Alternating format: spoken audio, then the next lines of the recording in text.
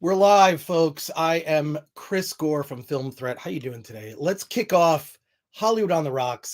Oh, right. Here on a Wednesday night. I hope it's happy hour where you are right now. If not, it's always happy hour somewhere out there.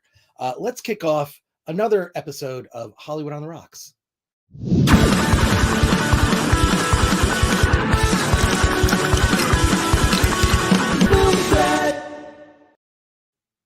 Welcome to a Hollywood on the Rocks edition of the Film Threat podcast. I am your host, Chris Gore. I am Alan-less today. Alan may be joining us later on in this stream. He's going to, I'm just going to tell you, he is going to the world premiere of Everything, Everywhere, All at Once, or at least the LA premiere, because I believe it played at South by Southwest. And Alan promised me that he would dial in to the stream. So he would come here. I don't know. He should be here any minute. Where is Alan? But we've got a whole bunch of people here in the chat. So thank you for that. Let me say hi to some of you folks. Geek Truth 64 is here. Hannibal Grimm, Shade Draws, Luke James, Gerald Vance, Toxic Waltz, N8, Goober Last Rights, Melodic Method. Look at this. It's a great group of people here. This is great. So I was hoping that I would have had a review for you of Everything Everywhere All at Once, which I was invited to a screening. I decided not to go. And why did I do that? I'm going to tell you. Because LA is weird. LA is a weird place to be right now. Let me be blunt. They're very strict about certain things, right? I can go to the AMC Burbank, have a couple drinks at the Yard House, go to McGuffin's, maybe grab another drink, get my refill of my popcorn, sit at my seat, and I can enjoy delicious popcorn and a beverage while I watch a movie in Burbank. LA, they want you to, wear one of those things for the whole film. The running time of Everything Everywhere All at Once is 2 hours and 20 minutes. And while I am a big fan of Michelle Yeoh, is it Yeoh or Yao? Someone correct me. But I just thought, I'd rather see it be, with a real audience, a paying audience, of which I would be a member. And I'd rather see it with a paying audience. I just would. It's way more fun. I mean, these critic screenings or pre-screenings and whatnot, they're just kind of miserable. It's like sitting in a room of people and everyone's like this. And I don't want to do that. So look, I have a new camera set up here and a new sort of lighting thing. So I'm still figuring things out. I'm still figuring out how freaking YouTube works. But I want to thank you all for being here. We're going to have a lot of fun. I'll tell you why we're going to have fun. I have Kirkland brand hard seltzer. And you know what they say about Kirkland brand, which is the brand. It's the off brand that you go to Costco and it's all the things are Kirkland brand.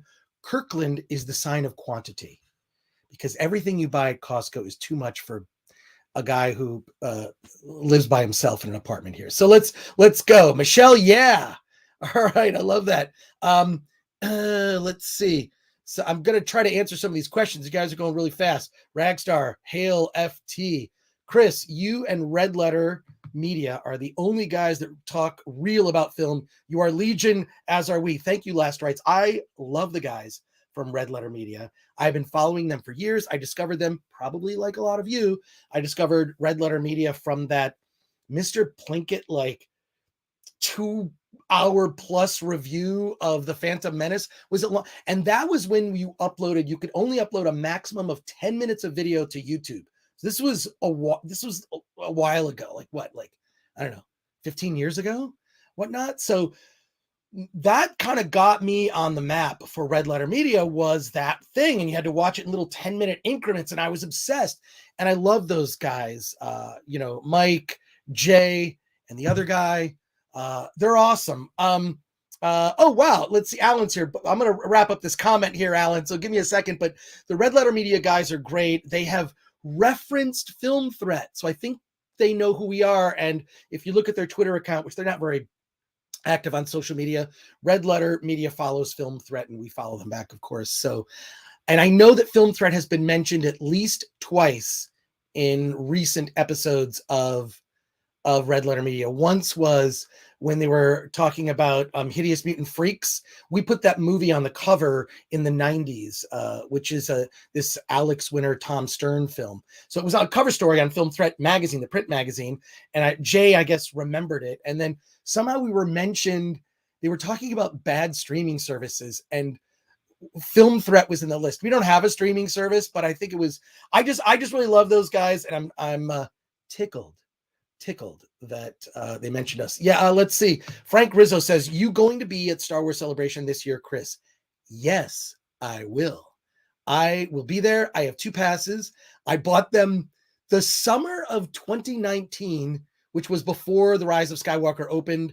I still have my passes. I'm like, do I want to get rid of these? Do I want to have like sort of like my Star Wars swan song? So I will be there in May. Which I think is May 25th. It's like the last weekend of May. Secondly, we, Alan Ing and I, and the whole Film Threat crew are going to be at WonderCon Friday, April 1st. We have a panel at 5 p.m. We're going to be showing scenes from Attack of the Dock, which is going to be a lot of fun. Gribley says, so Film Threat Discord, nudge, nudge. I think we should do that. So you can message me, go to, because I could use some help doing all of the things that we're doing. So here's what you do. I'm easy to get in touch with. You go to filmthreat.com/contact. You can sort of select a subject or whatever. Just let me know. You want to talk to me? You want to talk to Alan? You want to talk to someone else at Film Threat? Let me know. That's how you contact us. And there you go. Now I need to bring on my partner in crime here, Alan Ing. Alan. Hey. I'm in the car. You're in the car. Wait a sec. Where are you? You're not driving, are you? No. I'm a block or 2 away from the hotel. I just drove by and realized this is gonna be a mess to get in that hotel at the moment. So no, don't even bother. I mean, there's like surrounding parking and some underground parking. So where are you? Tell us where you are. I'm in downtown LA, the urine soaked sidewalks of Los Angeles. No, certain streets in downtown LA, because I've lived in Los Angeles since I moved here in 1989, fall of 89. So I've seen the city go through better and bad times. Yeah. I saw the metro get built, and I take the metro often, which I love the metro. There's something romantic about taking a train, right? It's something about it. But I've seen the city turn into, I would describe downtown LA as The Walking Dead. It's basically cosplaying as Gotham City. Did you hear about this crime that happened in Beverly Hills like yesterday? Oh, wasn't that another break-in of some rich store? Dude, it was right out of Heat. It was like they broke in to this jewelry store in Beverly Hills, which is Beverly Hills is not very big. I used to work down the street from Beverly Hills when I worked for Larry Flint Publications. Long story. But it was so weird because we were paid so little, and we were like the lowest paid of the lowest paid you could get it in publishing at the time. And we had to move our cars every 2 hours because none of us could afford like parking in the I grew up.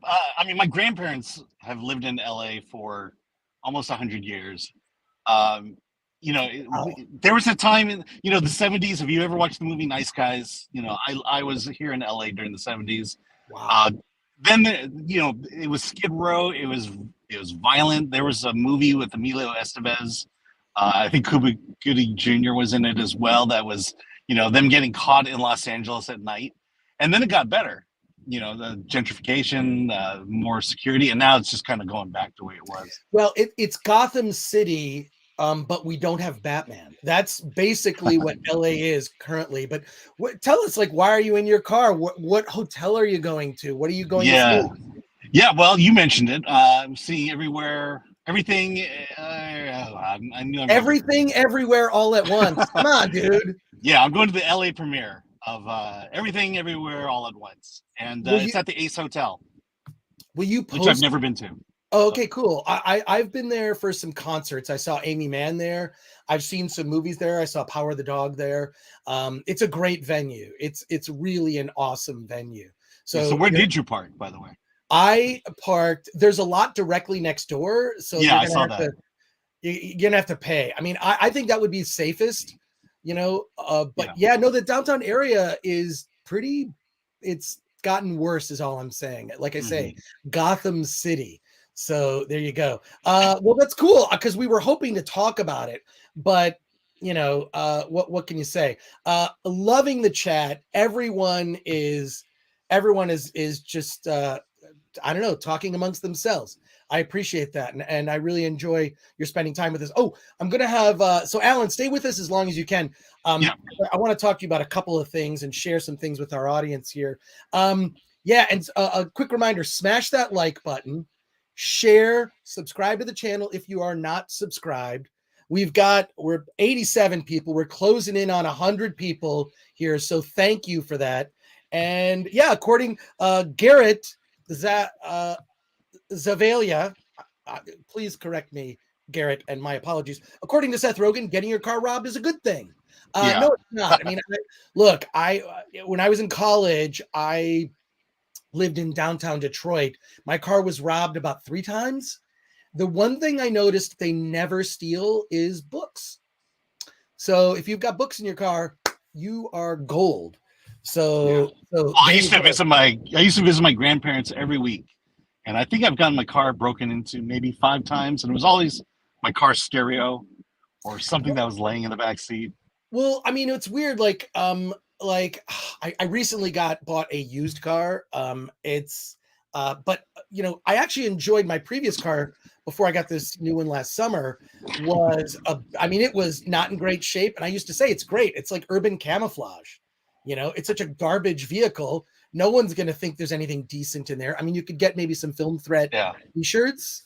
So there you go. And that was the RAV4, wasn't it? yes, it was. Gabriel has probably one of the best comments we've heard in a long time, which is, man, Chris's hair is something else. Truly awesome. I mean, this is it has a life of its own. It's what can you say? What can I say? But yeah. But thank you for that comment, Gabriel, and just thank you for all of your comments here. We're going to talk about a bunch of different things. Stay with us as long as you can. Alan, oddly, you like the camera looks great and like the audio's great. Like you're just in Oh your wow. car. Well, That's hey, great. AirPods, and Yeah. a good iPhone. And at least you're not seeing Airbud because that film series is not, I don't know that I've ever seen any of the Airbud movies. I just look at that and it's like kids movie, don't care, moving on, unless it's a monkey movie. That's a Yeah. whole, we did years ago, we did an article in Film Threat on the monkey movie genre and how that has like changed throughout the years, which, Bedtime for Bonzo. Then there was the Clint Eastwood, Every Which Way But Loose, Any Which Way You Can. I don't know if you remember those films. Oh yeah. It's literally Clint Eastwood and an orangutan. Like that, I don't know. That was the movie. I mean, that was essentially the movie. Well, they were dumb. I mean, they were sort of, but it was like a dumb sense of humor, and he was just friends with an orangutan. Got it. Now, see, now I want to go back and watch those because it sounds so ridiculous. It's bizarre. And Dunstan, yes, Geek Truth 64 says Dunstan checks in. 12 Monkeys, I wouldn't necessarily consider a monkey movie story master, but thank you for that.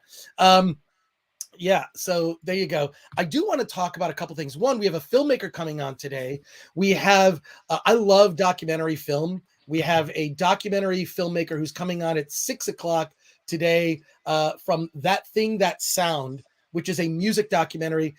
Nathan M. Emerson is going to be joining us later. We're going to talk documentary film with him, which I can't wait. That's going to be a lot of fun. Right now, I want to talk about a couple different things. But before we get to what I want to talk about, which is going to surprise everybody, is because it's going to surprise everybody what we're going to talk about. We're going to talk about a sequel to a movie that's years away, and because I know some things about it, I'm very excited to discuss it. But Alan, what are your thoughts on Everything Everywhere All at Once? I sort of bailed on the screening when I found out, one, I had to wear a mask for the whole screening, and there weren't going to be refreshments, and I'm just not going to be masked up for the screening. There's no way. And then secondly, the movie is 2 hours and 20 minutes, much longer than I thought. Oh wow, I didn't realize that. Yeah. Enjoy the premiere. Well, I mean, I was invited to the world premiere if we had gone to South by Southwest. Yeah. So yeah. I would have seen it there. But I've always been a big fan of Michelle Yeoh. I'll just say it. The representation. There's not been a lot of it, and even though Michelle Yeoh's not exactly American, you No. know, there as much as we like to criticize it, there is something about seeing your culture up on screen, and that's what I'm looking forward to. And also, it's not just Michelle Yeoh, but it's it's Short Round from Temple of Doom. Oh my He's God. I think he plays her husband or something like that. He plays the bad guy. Oh my God. That's awesome. Well, I can't wait to hear your review on Friday. You're going to tell us about it. And yeah, I guess like I guess maybe I never cared so much about representation because there's like, it's Yeah, because you had it for a long time. yeah, but I also like didn't like a lot of stuff. Like I didn't like go out of my way to like watch like, one of my favorite sitcoms growing up when I was a kid was What's Happening. I Oh, don't yeah. think there's any white people in that show. I Maybe watched that. I Token. watched every episode of that. I love that show. Yeah. Rerun, Raj. Like I don't know. Like it was weird. I just didn't care. And I watched a lot of like Ultraman, Johnny Sacco and his giant robot. Just like Asian cinema, all the Toho films, Attack of the Mushroom People, all the Godzilla films, directed by Inashiro Honda. Like I was obsessed with those movies, and they didn't make giant monster movies in America. Those were few and far between. There was the Dino De Laurentiis King Kong. Do you remember that? How they actually built a full-size King Kong, and I think they use it in like 2 shots in the whole movie. And is that movie, I want to think, is that movie on HBO Max? I think it might be. I'm talking about that's such an old movie. Yeah. Yeah. Jessica Lange was Jessica Lange. Jessica Lange was in it, and basically she's in like a wet tunic. Use your imagination. Actually, you don't have to if you see the film, but I believe that it's on. I'm just going to use Just Watch, and I'm going to look at that. And we will get to your comments and your super chats, I promise. But I want to talk about something that is a movie that is far from now, a movie that will be opening. It's been announced October 2023. It is the second film in the planned Denis Villeneuve trilogy of Dune movies. It's Dune 2. My understanding is obviously we had Dune Book 1, right? Or it's Dune Part 1. The second part is going to be Dune Prophet, Prophet, Prophet. And the third Dune film will be called Dune Messiah, based on the novel, the follow-up to Dune, which is almost like a novella. It's so short, Dune Messiah. But I love Dune. Obviously, I've talked about it. It's yes, Luke James. Yes, Luke James, Dune. It's a trilogy. It's okay. He wants it to be a trilogy. They've only formally announced the second movie, but I did see an interview with Denis Villeneuve where he talked about that he wants to make the third film in the series, but for the first book, basically Paul Atreides. You know what I'm going to do, Alan? For you, I'm going to do this. Okay. I'm going to do this just for you, so please be patient with me for a second. I got just me right there. Okay. I will say that if you watch our Dune review, yes, I have not read the books. Oh, well, there you go. So that's why I ask a lot of the questions to you that people are like, well, if you read the books, but I didn't. Well, I have to go by the movies. Exactly. Well, I've read the first 4 books through God Emperor. I started to read Heretics of Dune, and it just went kind of off the rail. Once the sort of story of the Atreides family was told, I was sort of done. Kind of like Star Wars, it's just like, all right, it's the Skywalker family saga. Once that goes away, why are we here? Right. I mean, to me, Kirk, Spock, and McCoy, they represent the original Star Trek. Next Generation, I mean, that's, Riker, Picard, and the Data and the rest. Right. So Dune 2 will be the second half of the Dune book. And if you go back and watch the David Lynch original, there's a reason I'm bringing all this up, by the way. If you if you watch the David Lynch original, almost the last half of the book is almost all in montage. There are very few scenes. It's like he rushed to get to the end. Originally, he thought he was making a 3 to 4 hour movie. Dino De Laurentiis was very strict about it being close to a 2-hour running time. David Lynch's original vision was wiped away. There is a TV version of Dune that includes a lot of the footage that wasn't used. And there is one, we've talked about it on the show, a version that's on YouTube that is restored to 4K, that is all of the scenes, including from the Japanese Laserdisc, which I still have the Japanese Laserdisc. Guess what? I don't own a Laserdisc player. I don't own a Laserdisc player, but I have it. Good luck finding it. Yeah, exactly. But what's interesting about so Dune 2, we've never really seen, and I did watch that Sci-Fi Channel series. I did not like it. I thought it was like a stage play. It just felt like cheap. Did not love it. But what's interesting is Denis Villeneuve wants to do a trilogy, but in the book, the first Dune book, Paul Atreides ages like 2 or 3 years. It takes place over the course of like 2 to 3 years. I think it starts out, the Paul Atreides is like 15, 16, and he's like around 18 by the end. So it's sort of his teenage years, right? He's becoming a young rebel. The second book, Dune Messiah, takes place about like 10, 15 years later. He's in his early 30s. So, and there's already been this, galactic war. And this, they don't want to use the word jihad, but that's what's in the book. Mm-hmm. So what Denis Villeneuve says, he wants to make the third film, but he wants to make it after some time so that actually actor Timothée Chalamet will have aged, right? He'll have, and which I think is kind of cool. I love that concept. But except he'll still look like a kid. That's the thing. He's still going to look like kid. He's got that like kid face, like there's just certain actors that like, no matter, they're sort of stuck at looking 35, no matter how old they get. But yeah, no, I'm excited about it because one, this is my Dune. Here, I'm going to go full screen just for a second. This is my Dune sandworm that I had I think I got this in high school or early college when the first David Lynch movie came out, and I still have it. It sits on my shelf. I'm going to put it back here. I feel like that's something else, but you broke it and then you made it a sandworm. Well, it's a sandworm. That's what it is. But also I got this book, which I strongly recommend. It's based on the new movie, Dune, The Art and Soul of Dune, and it's all the designs, unused designs, including guild navigators, which were designed but not used. And it's an amazing book. Strongly recommend this. There's a version you can get that's like $500 and signed. I did not get that version. I just want the book to be able to, it's a great coffee table book, and I'm super pumped for what the new Dune could be. And I'll tell you why. It's because what's interesting that Frank Herbert does in the Dune book, right? We had this amazing scene where, the spice mining, the spice mining contraption, the carry-all stuff almost got all these people almost got killed in this big epic scene in the movie. And those action scenes in the book are just sort of touched upon, and this happened.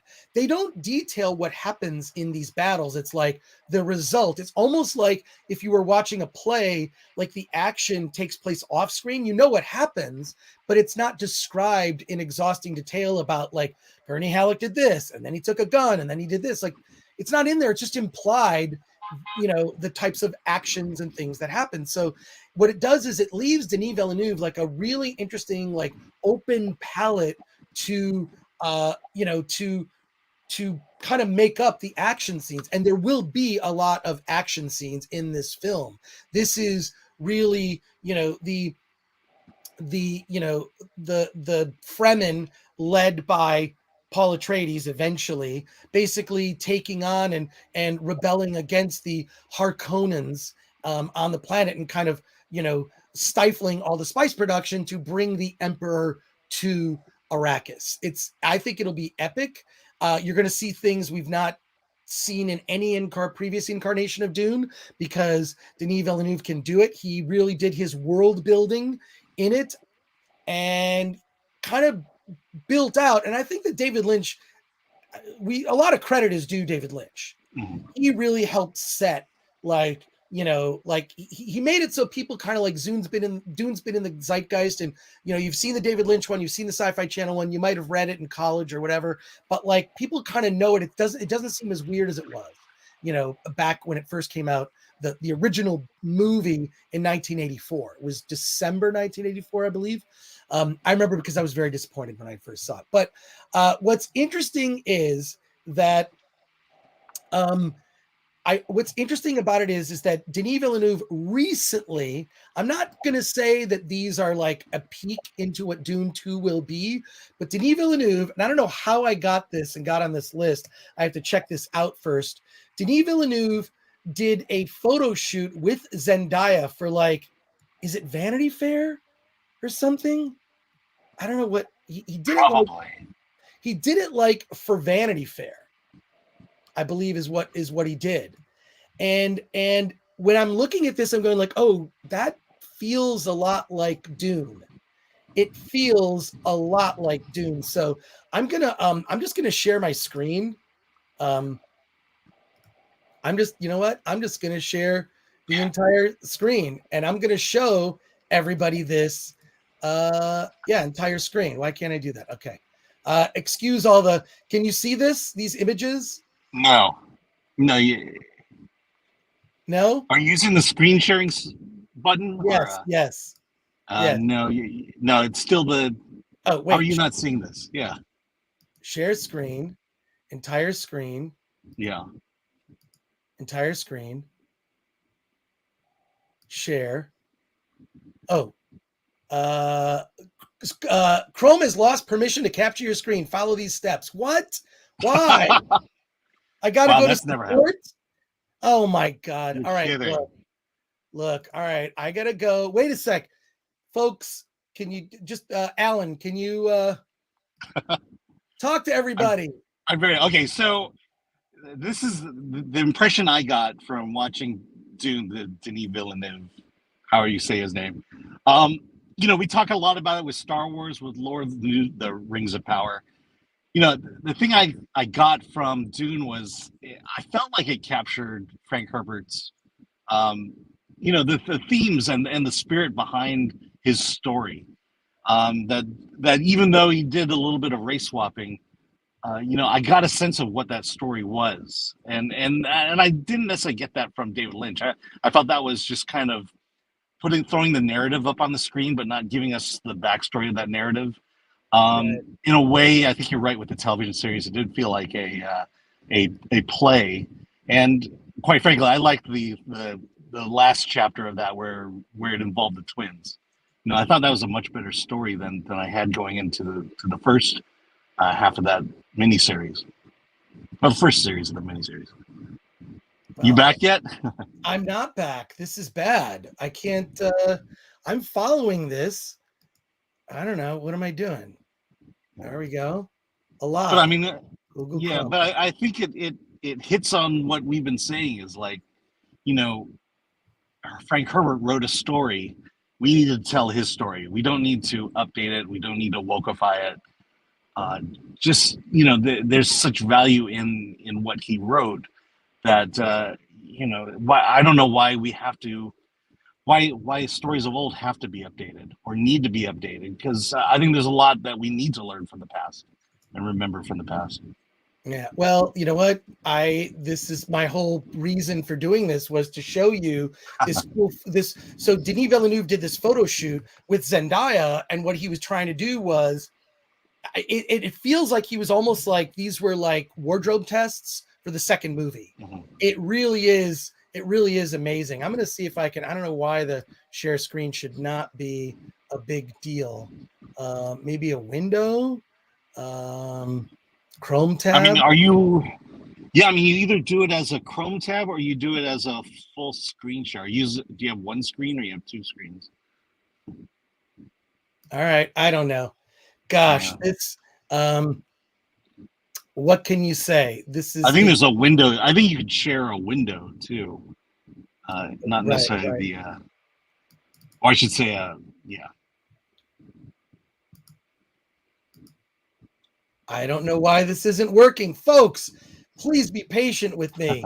on this. I was working the other day. Yeah, I was working the other day. Damn it. I really want to show you guys this stuff. Maybe I can Google it. Maybe I can Google it right now. Let me just a sec. Well, in any case, these images are pretty amazing. It's Zendaya. She has this sort of weird thing where she looks kind of like a sandworm or like a queen. Just press the fix it button, says Ryan Landis. I appreciate it. I would.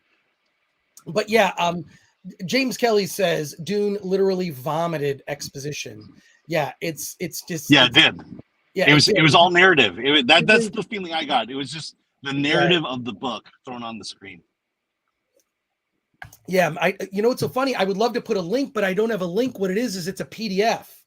So I would love to put a link in the chat, but it's a PDF. I'm gonna try to find this. Are you able to open the PDF in Chrome? Or I don't know. I'm just gonna do. It's a recent photo shoot, and I don't know why someone sent me this. Probably because they know I like Dune. And yeah, I'm just gonna go to Google Images, and here we go. It's from W Magazine. I don't even know what the hell that is. I don't know what the hell that is. Yeah, that's. Yes, here we go. High-end magazine. Maybe it'll let me show this tab. So I'm going to try and do that again. Thank you also for here we go. You see that? Yeah, there we go. There we go. Okay. So it's from W Magazine. It's their director's issue. And it says Zendaya is Future Human, directed by Denis Villeneuve. So what he did is he directed this photo shoot of Zendaya. But when you look at this, it's very reminiscent of, if you look up paintings of, people's imagination of what Dune is. If you really want to go down a rabbit hole, these are the things. Like on Instagram, I follow certain hashtags like Batman, Dune, Film Threat, because like people will post like weird, like I've got an old issue of Film Threat, check it out, like old weird stuff. But this is like, to me, because he's going to start, Denis Villeneuve is going to start shooting Dune 2 in July. He's working on the movie. I get the sense looking at this, it's very reminiscent of like imagery. Is she a Reverend Mother from the Fremen? It's really cool. So yeah, she's a lily pad, says Patrick Lemire. Zendaya sounds like sounds like a yogurt brand. It says Toxic Waltz N8. Future cup size will be, oh no, there you go. Could be a novel cover. See, that's what I thought. Akanika, you're going to, please, my apologies. Yeah, it could be a novel cover for a Dune book. I'm going to go through like more of these pictures because I want you all to see it. But this is really cool. I really, really was impressed with this. And okay, you're going to get some ads, but it's like, when you look at it, it has that like Denis Villeneuve, his interpretation of Dune versus David Lynch's is, his is very minimalist. It's very clean.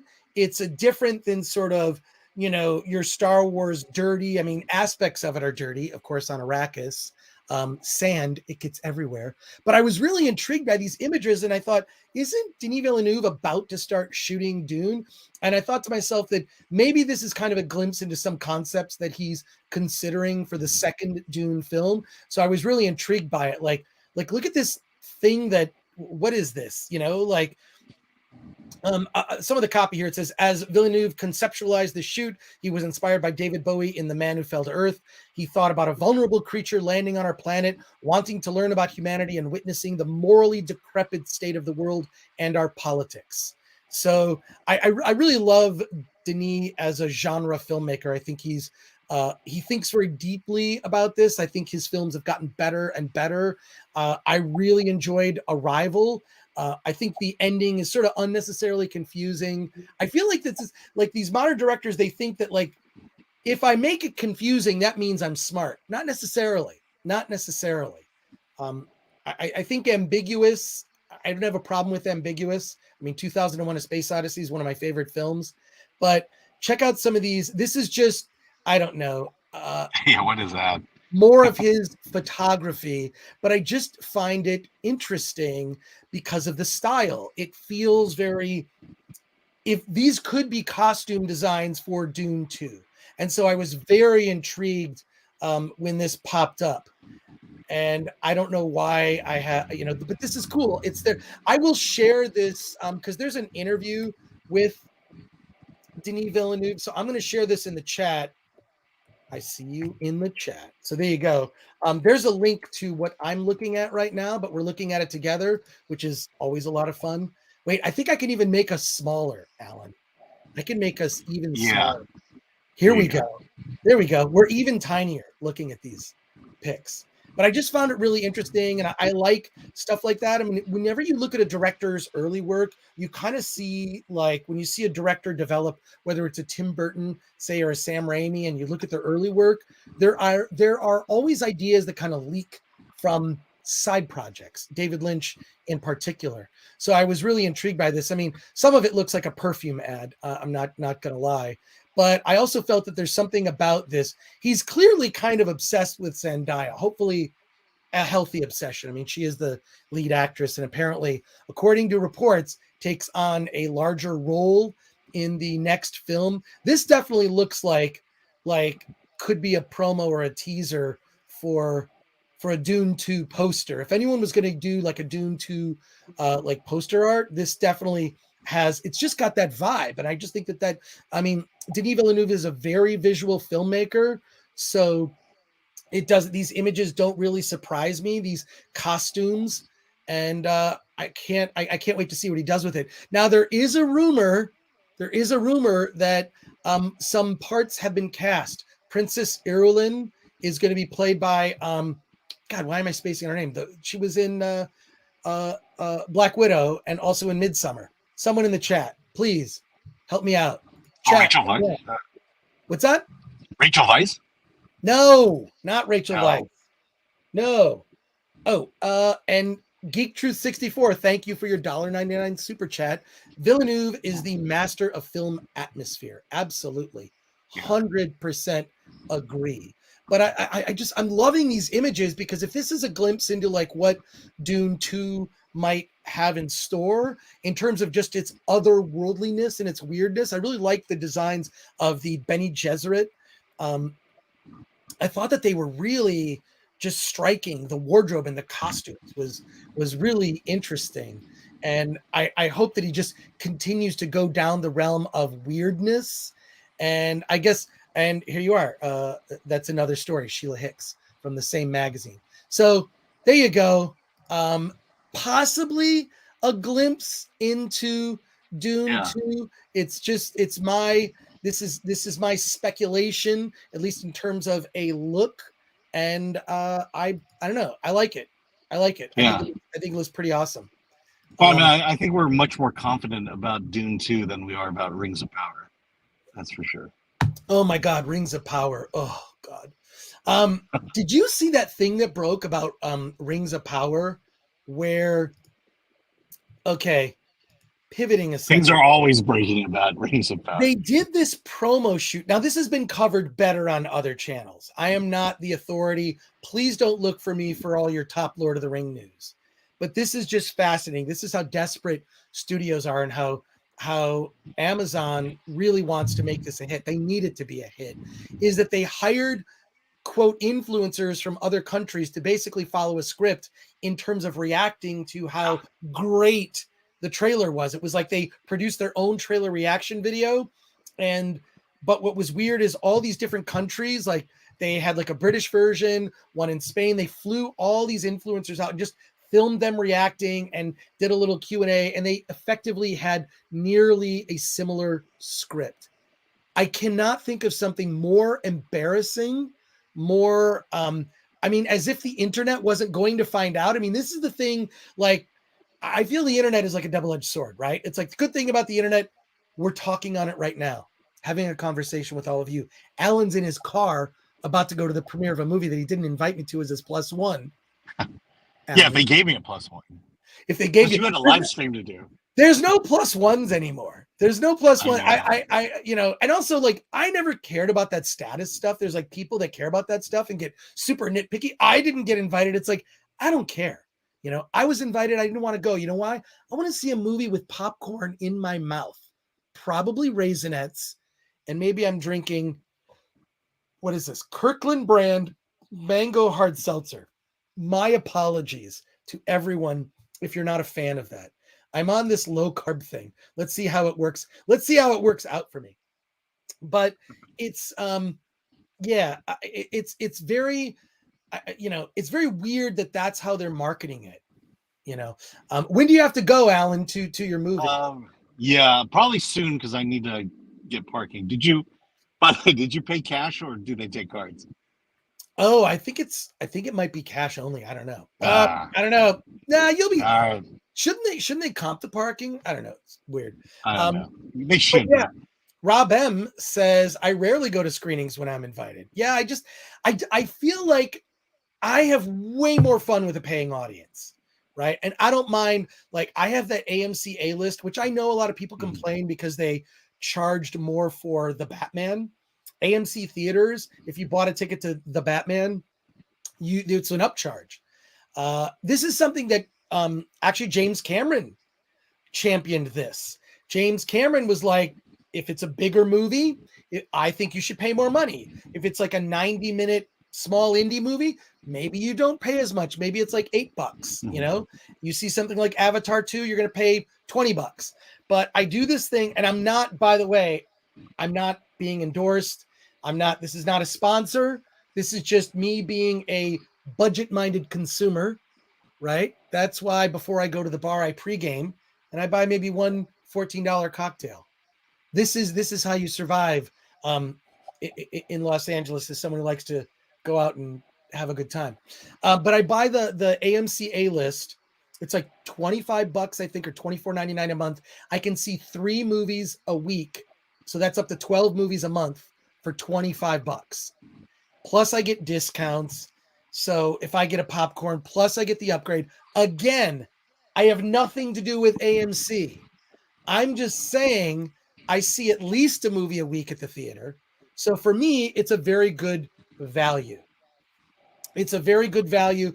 I strongly recommend it. I think that, they went through that. What was that thing? Movie Pass. And people were really, didn't you have Movie Pass for a while, Alan? Yeah, I did have Movie Pass. Yeah. And what were your thoughts on Movie Pass? Because I heard. I loved it. But I loved it because I could go to almost any theater. I could go to almost any theater and see any movie. It wasn't just AMC. And no, but I think AMC caught on.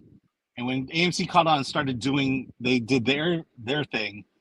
That's when Movie Pass kind of went by the wayside. And then Regal, I actually subscribe to both AMC and Regal. So I do both. And, so that's like $50 a month. But I get to see all the movies I want to see, and I can see it again and again and again. I love that. Well, that's like, I don't know. I just feel like it sort of takes the pressure off. And it's also like, I feel like I can go to the movies on a whim. I just am always concerned. Whenever they introduce something like this that is too good to be true, I'm always like, okay, this is too good to be true. I know what's going to happen. It's kind of like, do you remember when we got our cell phones? Remember when we got our cell phones and it was like, oh, it's free. The phone is free. Oh, better that yet you can get 2 phones for free if you add a second line. Then it went to, you can get, it's 50% off if you get 2 phones. Oh, better yet, if you buy 1 phone, you get the second phone for free. There's no free phones anymore. No free phones. It's all, and it's with anything, right? With any app, right? Like whenever I download an app and it says in-app purchases, fuck that app. Fuck that app. I just I'm not, look, I'm already giving you my data. You can fine to make money with that. But unless it's something I really need, I don't mind in-app purchases if it's something I really need, something useful, whatnot. But I generally stay away from anything in-app purchases, especially video games. I stay away from video games. I'm already on my phone too much already. I don't want to be on my phone more. I want a PS5. I want a PS5. Someone emailed me. I'm not going to say who. Someone emailed me and gave me a secret of how to get the PS5. and then told me, whatever you do, don't tell people. And guess what? I'm not going to, because if this secret gets out, I think more people will be able to get a PS5. Is it legit, or is it No, 100% semi legit. illegal? No, it's not illegal. It's not anything. It's just, it was explained very simply, like, here's how people are getting PS5s. Really simple. Here's how you do it. And I was like, oh my God, that's brilliant. Why didn't I think of that? And I'm not going to tell you until after I get my PS5. So, and I'm waiting. I'm not going to get if I get a PS5 now, I'm just going to play it. And I don't want to do that right now. I already do too many things sitting down, and I'm already on my phone too much. What I want to wait is, I'm going to wait until this movie that I'm working on, Attack of the Dock, I'm going to wait until it's done. And my reward to myself is going to be to get a PS5. And that's going to be after San Diego Comic-Con in July. So a couple of things I want to let you guys know. Please support us. You can throw us a super chat if you like. You don't need to do that. You can share the live stream. Share it. Subscribe if you're not a subscriber to the channel. Click that little bell, which you'll get a notification when we go live. We go live probably twice a week. We're going live twice a week, 3 times a week sometimes, if we're covering a big film festival or a major film event like the Batman. But that really helps support us. We appreciate it. Also, you can get yourself a piece of Film Threat merch, right? You can get a mug. You can get a Film Threat t-shirt. You can get this award this shirt, available for a limited time during award season. Hey, award this, right? So isn't it coming up soon too? That's what I've heard. Up soon. Yeah, go to shop.filmthreat.com and you can support. That's one way to support our work, and we really appreciate it. We are thinking of doing some channel memberships once we kind of build up our numbers. I want to do channel memberships, and I want to do private streams just for filmmakers, just for creators to support their work. But that's the purpose of Film Threat. If you are a filmmaker and you want to have your movie reviewed, go to filmthreat.com, click on submit, send us your movie. We will review anything. And believe me, if I know Alan well, I've reviewed a lot of things. I've reviewed. You have no idea. No, it's great. My world is blown. My world is blown wide open, and it's all because of film. Well, I just reviewed a documentary about the largest cave in Vietnam that was discovered maybe 7 years ago. Oh my God! Oh, that's right. That looks really good. Actually, I saw that is such a good looking doc. You need to see that on the biggest TV you have. Yeah, it's the trailer is actually on our YouTube channel. We post like indie film trailers, like all these other channels, like they post like, oh look, it's the new Kenobi trailer. We don't post shit like that because who cares? But we do post like indie film trailers for stuff that's weird or obscure, just to kind of like break up our feed. So it's like, check out this little indie film trailer. One thing, I want to do a quick review of something. So we were talking about video games earlier, and obviously been a gamer since like video games were just dots, 2 dots playing Pong. That's how long I've gamed. But one of the things I loved, and please feel free to throw me some hate for this, I liked full motion video games. One of the first ones I ever played was Night Trap.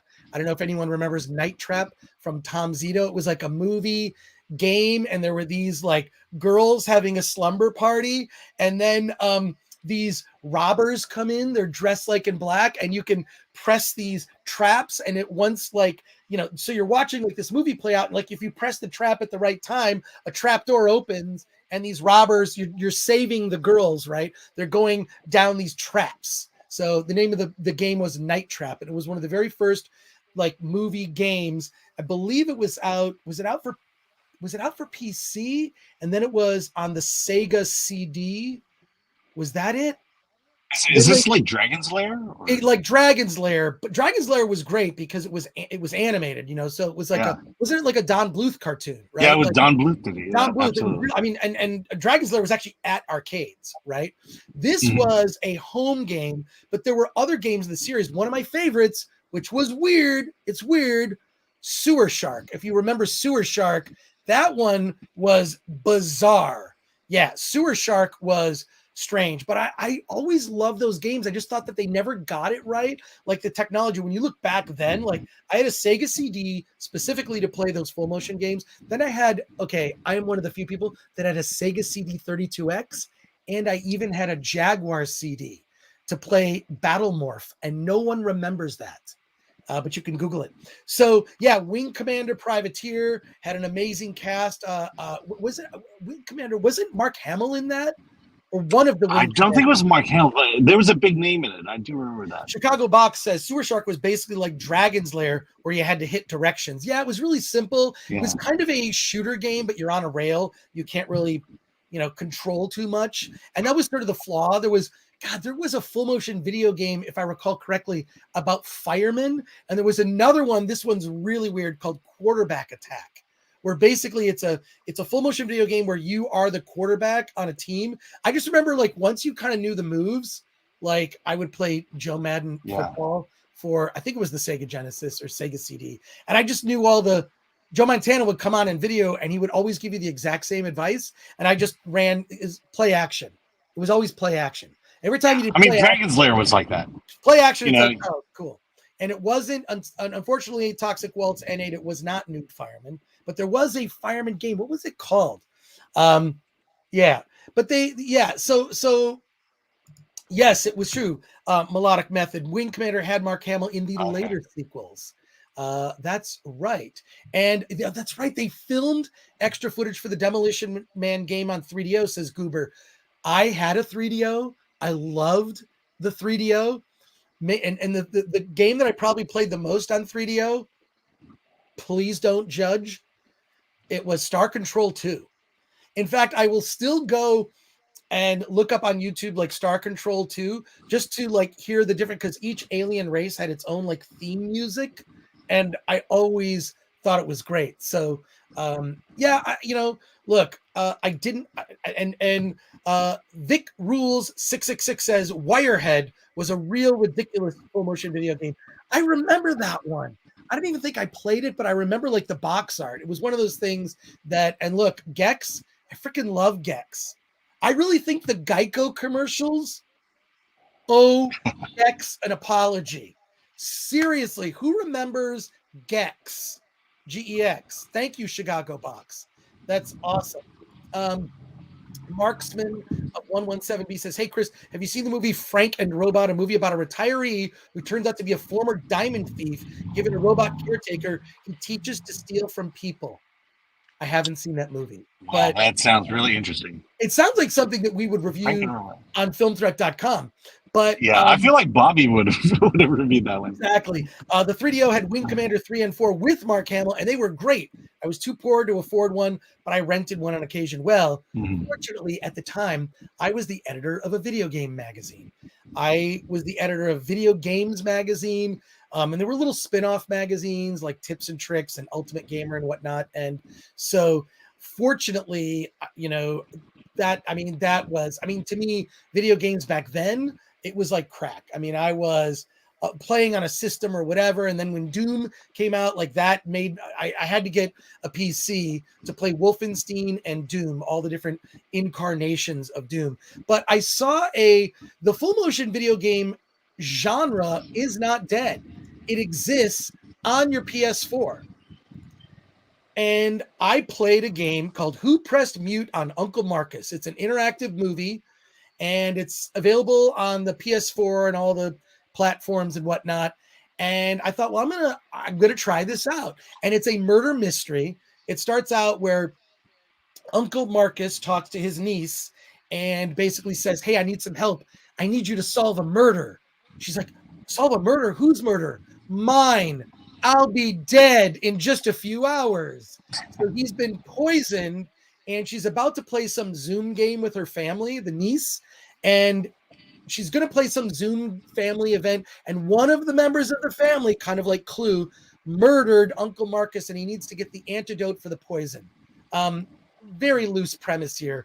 And can I just say, there's been no real improvement in these full motion video games. And I'll say I was kind of underwhelmed by this. Part of it is that the niece has to interview like her mom, her aunt, other sort of cousins, and kind of like whittle down who poisoned Uncle Marcus. I found it unfortunately very underwhelming. I wanted to like it because I really think that the full motion video game genre, Night Trap was just dumb and it was just sort of ridiculous. Like pressing a button and boom, like someone goes down a chasm, right? Like it's stupid.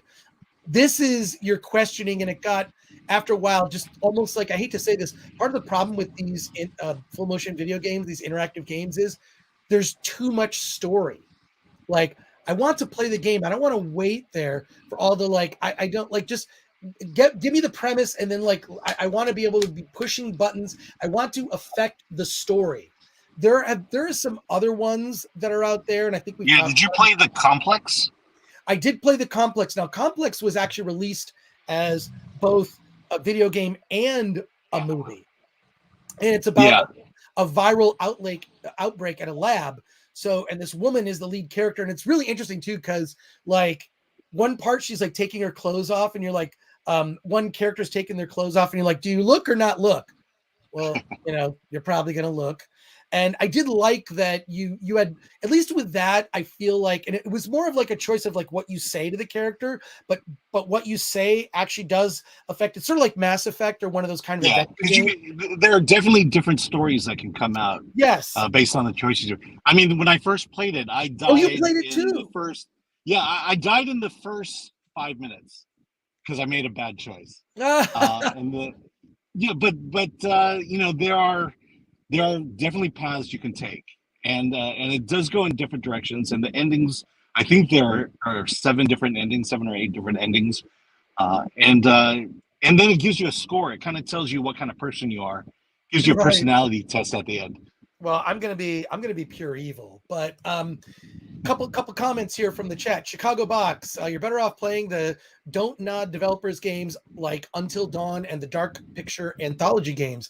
Oh, I love that. Big Rules 666 says, Chris, the Black Mirror episode Bandersnatch was sort of an FMV game. That's true. That's true. And this is great. Perry Manso says, Film Threat. Chris, you would love an old school game called Myst. Love it. Yes. I played it and beat it. I was going to say, you're still playing it, aren't you? Absolutely. I still, well, yes. I mean, I love that game just from like, just how beautiful the imagery was. It was like one of those, like, had a calmness thing with the music. Really amazing. So, I'm loving the chat here. Ryan Landis says, Chris, have you played Detroit Become Human? It's fantastic. I have heard how great that is, and I need to play it because I think it's one of those discounted games on the PS4. We have a special guest that's going to be joining us very shortly. As you all know, I am a huge fan of documentary film. Love documentary film, and anyone who is a documentary filmmaker, in my opinion, is doing God's work, because I don't know of any documentary filmmakers that have butlers. You don't go into documentary filmmaking to get rich. You go into documentary filmmaking because you have a passion for something. Documentary filmmakers, whenever I go to a film festival, those are the people I want to hang out with. Because they're so passionate. Many of the films are decades. I mean, we've been working on a Film Threat documentary for over a decade, and it's a period doc set in the 90s. But I love documentary filmmakers, so I am happy to welcome to the Film Threat live cast here for our Hollywood on the Rocks, Nathan M. Emerson. How you doing, Nathan? What's going on? Hey, I'm doing great, Chris. Can you hear me okay? Perfect. Yeah. Awesome. You showed up early, but that's okay. I like to be early to everything. I like to be early to everything, so understand. You are live now on YouTube with our audience. Have your chat questions ready for Nathan. He has made this amazing documentary called That Thing, That Sound. It is a documentary film about the steel guitar and the history of it, preserving the history, the people that are passionate about it and teach lessons. I'm a huge fan of music documentaries and just musicians in general. I have friends that are musicians. They don't think the same way we think. And I'm sorry, I'm going to give you a quick introduction, and I have questions for you, but like, musicians have a mind that, and a lot of musicians are great at math because being good at music involves math, right? You've got to be good at math. You have to, I believe that really talented musicians, their brains are wired differently. And from where I sit, what musicians do is magic. How did you go about, like, first of all, coming across this topic? What made you so passionate about it? You thought to yourself, I have to make a documentary about this instrument that, I mean, I knew nothing about before, before watching your documentary. But tell me, how did this project get started? Absolutely. So, I loved music, played in like heavy metal, hardcore band in high school. But eventually, well, actually, to back up a little bit, my uncle had a steel guitar. And when he found out I was playing in a band, at one point we were practicing in my grandma's basement. And my uncle's like, hey, grandma said that you're in a band now. I got this steel guitar if you want to try that. And I was like, I don't know if that's going to work with my metal band. And that's like the biggest regret. One of the biggest regrets of my entire life was not learning the instrument then. And eventually I asked him about it again, and he's like, I'll give this back to you. But you're going to be pissed off ever thought you could fucking play it. So, I learned how to play it. But when it comes to like the mathematics and musical theory, the instrument taught me all that because it's a complex instrument, as most people know. The current one I have has 20 strings. There's 8 foot pedals that bend the strings. I have 4 knee levers that bend the strings in different ways. And you use a metal bar to move across the strings. So bending those notes, bending those chords, when it comes to the math and the music theory, I didn't know what I was doing. And the instrument actually brought me into that. So I was blessed to have a mentor who gave me free lessons. And one of the other people that he gave lessons to was Kelsey Hammer Parks, who is the co-director and co-writer of the film. She's been doing film since before we started making the documentary, which was 8 years ago. And I was doing music journalism. So we wanted to give back to the steel guitar community, and we didn't think we were good enough to give lessons. So essentially we were thinking, what can we do? And let's put our arts together. I did interviews and journalism, and she does film. So it just made sense. And we just went with it and started right away. Yeah.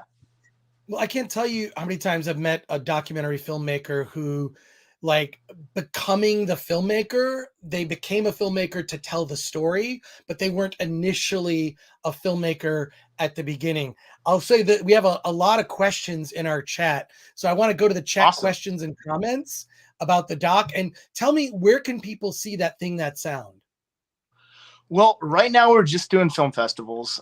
We are playing Oxford Film Fest in Oxford, Mississippi. There's a whole bunch of amazing music documentaries. Jim Brunel is right now the director of it, and he was the director of Sound Unseen up in Minneapolis, which is a music festival all about rock docs and music documentaries. But they at Oxford have always had a strong music documentary presence. It's the home of Fat Possum Records, which was the old Mississippi stuff. So, Black Keys did a couple albums, but they were way before that. And they're still putting out new stuff, not always blues anymore, but lots of music coming out of there. So you can see us there Saturday, March 26th at 3 p.m. We're surrounded by a documentary about G.B. Grayson, who is kind of like an unknown bluegrass country musician. He passed away in the 30s, but his songs are like standards. After our film is a film called Invincible, which is about lesbian female singer-songwriters from Nashville that wrote a whole bunch of songs for Linda Ronstadt, a whole bunch of people. So I'm pretty excited about that film festival. Well, I love musicians and I love lesbians, and you can quote me on that. But let's get to let's get to the we did a lot of comments here. So there you go. Let's get to these. Yeah. Katie Hopkins says, yes, fat possum. Yep. I like that. Toxic Waltz N8. I like that Michael Hutchinstock from the other. I don't know what your user. Yaz says Katie Oken. My favorite gem music festival, Sound Unseen. So there you go. Let's see. Gabriel says it's a fact that knowing calculus is the very least you need in order to be a successful musician. Didn't think about that. But Gribley says music and math both have structure and formalism. I don't know if that's true. But they are independent disciplines. So there you go. Patrick Lemire is asking a question. Is Bruce Capon in the steel dock? He is not. Bruce Capon is an amazing pedal steel guitar player who does very experimental soundscapes, and he's amazing. I wish we could have been in touch with him. We do have some other people that do experimental stuff. Paul Niehaus, he was Lamb Chop. He worked with Justin Townes Earl with some Americana stuff, but Iron and Wine, he did a bunch of stuff. We have a pretty cool scene with Buddy Cage from New Dryad as the Purple Sage, who took over for Jerry Garcia. And we have some Russ Paul does an experimental thing. But yeah, Bruce Capon, he's one of my idols. I love that the spacey sound of pedal steel outside of country. And that's one of the things that we're trying to show in the documentary is it's not just a country instrument. It's an instrument, not a genre. So I'm so glad you brought up Bruce. Well, you mentioned that in the doc that like the thing, you don't want to necessarily think that like, the steel guitar is like country. It's not necessarily. It's used in that genre, but yeah, I'm glad that you brought that up. Let's some more comments here. Melodic Method says, I suck at math and am good at drums. Geek Truth 64 says, I love documentaries. Chris sounds like he's saying musicians are special. I didn't mean to imply that. What I meant to say is that musicians are, it's sort of like, I think everything in life is about like balance, right? And I think that musicians have a particular talent that they're so good at that they can be out of balance with other things in their lives. I mean, I know that like I am not maybe of the physical form that one might admire. I'm sort of a schlumpy dude. And that's probably because I love to sit and watch movies. So, but musicians, yeah, I'm not implying that. I'm just saying that like, if you have an exceptional skill in one area, I feel like maybe in other areas I just have friends that are musicians and I kind of feel like they're like so focused on the music that they kind of go to a place like a zone. I'm sure you can speak to that. Yeah. Well, you lock in on a obsession and right. It becomes meditative. Especially when you can have a group of musicians and a lot of people talk about speaking to each other. But when you lock in as a band, there is mathematical. I mean, you can feel the math, especially with drums he mentioned. But like when you're just hitting it and you're feeling something, there's some type of energy that can't be explained in a band. And creatively meditative, like I said, by yourself, to escape and just not think about the daily grind. It's the best. And I mean, it's great to express yourself, but playing in front of people when you have a crowd listening and you can see the emotion, see the excitement, and it's art. It's just that's why I love film too. You can speak to people. Well, it's also like, I'm so glad concerts are back. Like, the Hollywood Bowl is open. It's an outdoor venue.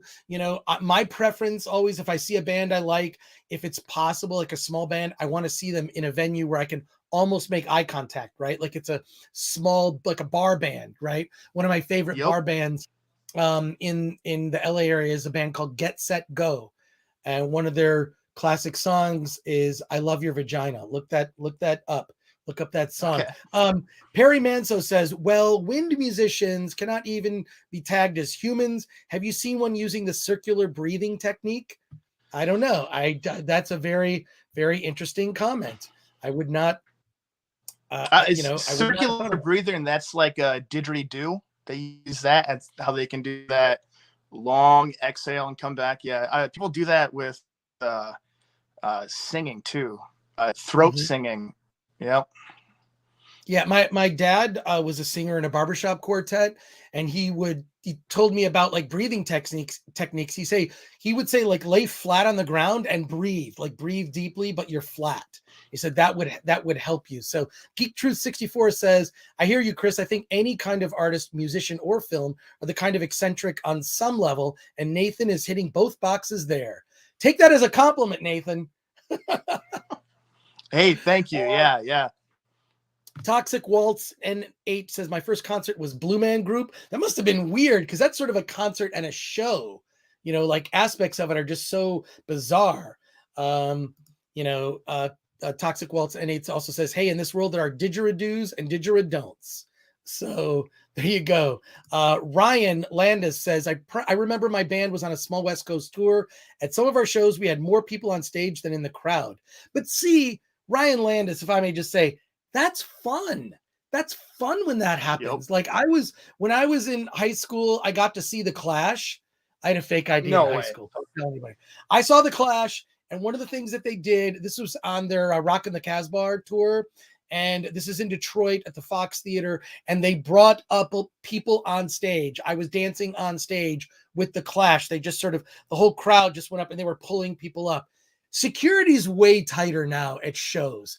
Too many weird things have happened, I think, unfortunately. So, and Gribbly says, interesting, we were talking about Dune earlier. Gribbly says throat singing background to Dune. True, like there's, I mean, I love like Hans Zimmer, you know, he's not just a musician in terms of someone who does, you know, film scores. He really creates a tone and a sound. And I love discovering like all these. I've seen Hans Zimmer actually in concert before, and it's brilliant what he'll do. The show he does is really amazing. So what are your plans, Nathan, like after premiering at this festival? What's next? Yeah. So, you know, everyone has to do the film festival thing. See if we can get some attention. Obviously, amongst publicity. You know, there's always a distribution thing, whether we decide to self distribute or go another route. It's really hard these days. You know, Netflix, Hulu, they're making their own documentaries, and like you mentioned, documentary filmmakers, it's usually a passion project. Um, we dedicated our time.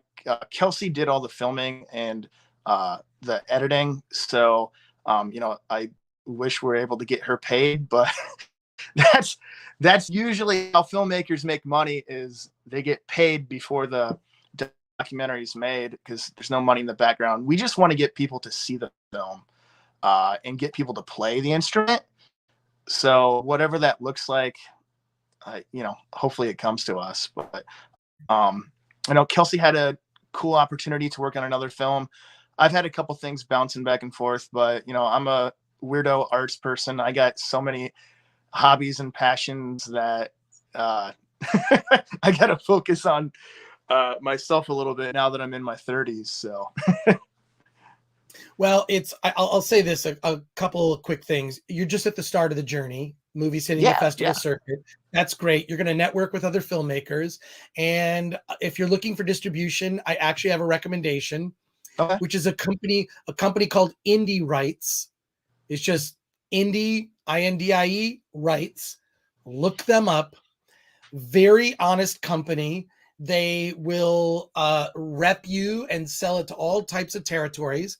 They give quarterly reports and pay all their filmmakers.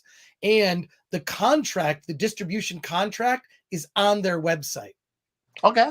So you can tell them that I sent you. And there are a lot of companies you hear, and it's like maybe you get that little advance check and never see a dime. And this company, you get the quarterly reports. I know they have a Facebook group, and they actually publish all of their numbers.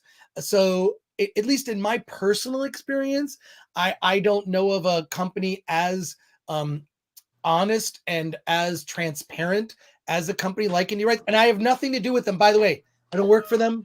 I don't get a kickback, nothing. It's just that, you want to have all your options. Now, my advice to you would be to not make a deal with them right now, would be to take this movie on the festival circuit for the next year.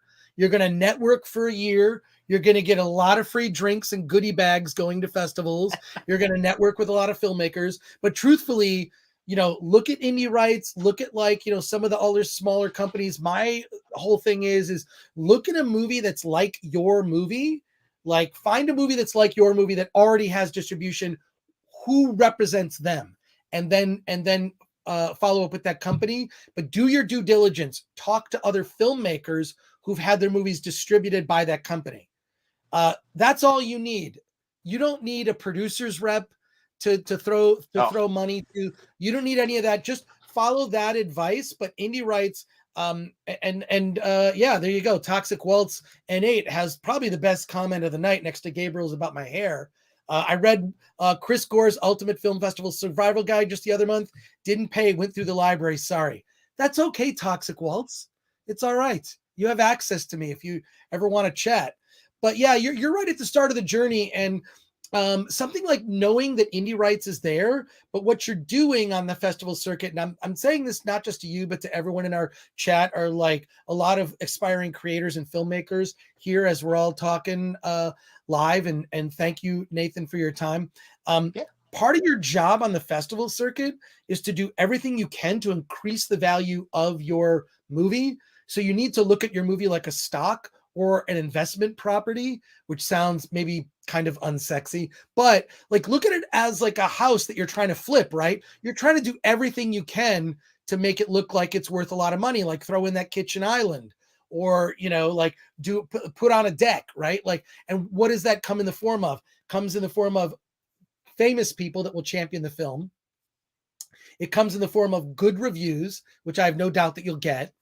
And then doing things like you're doing now. But I really believe that, like, you spend a year on the festival circuit gathering all those assets and increasing the value, you're going to be able to get a good distribution deal. Indie rights is one place to start, and there are other places as well. So, I really wish you luck on your journey. The chat is on fire. The chat is on fire. We have awesome. Nate D says steel guitar is a sound that takes me away. So you have to see this doc. Internet Rec Room says bada bing. There you go. Just cool. And does Solomon Thornton says, does indie rights work for short films? I do not believe so.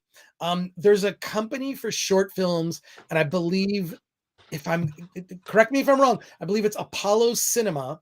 And Apollo Cinema does short films. Additionally, Dust, if your film is a genre movie, like sci-fi, fantasy, horror, a genre film, Dust, look up Dust, which is a channel.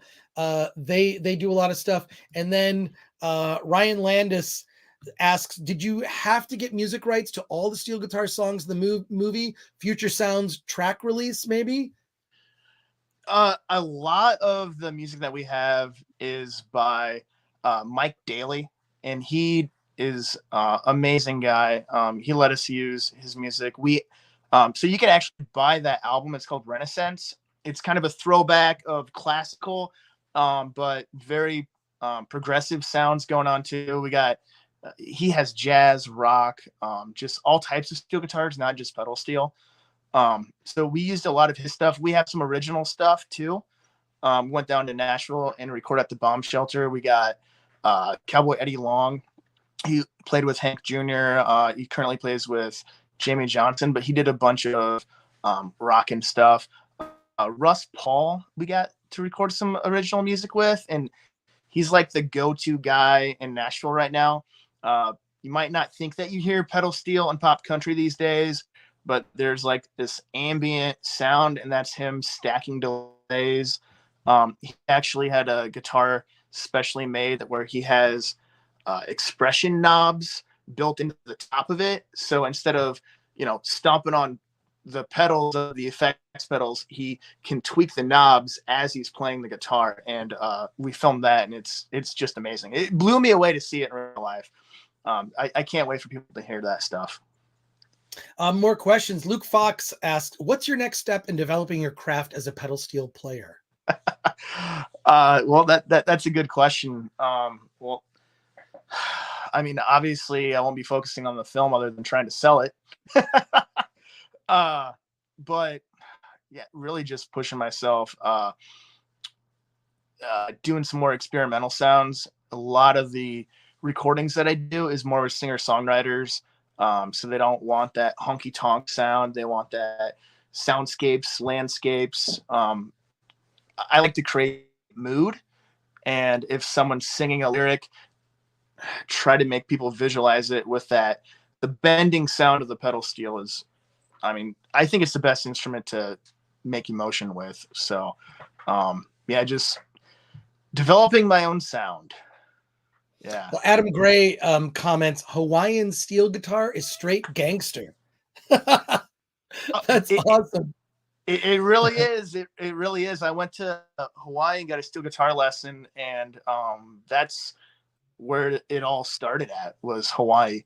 So the guy, Alan Akaka, gave me the lesson, and he told me, if you're going to teach, or if you're going to get a lesson from me, you're going to have to learn Hawaiian steel. And it was like learning a whole new instrument. But yeah, that's where the instrument started, was Hawaii, and it was super popular. People go door to door. You could learn ukulele, steel guitar, or accordion. And accordion was obviously expensive, but ukulele and steel guitar, they said it was super easy. And Hawaii music was like a popular fad. So people wanted to keep their kids out of trouble, buy them a cheap instrument to learn how to play it. Hawaiian music wasn't popular anymore, but everyone had a steel guitar, and they wanted to find a way to play it in a band, and it ended up in country music. And here we are today. Luke Fox also asks, projects in the works. So other than this, are you working on another documentary, or are you just focused on the festival circuit? So I have a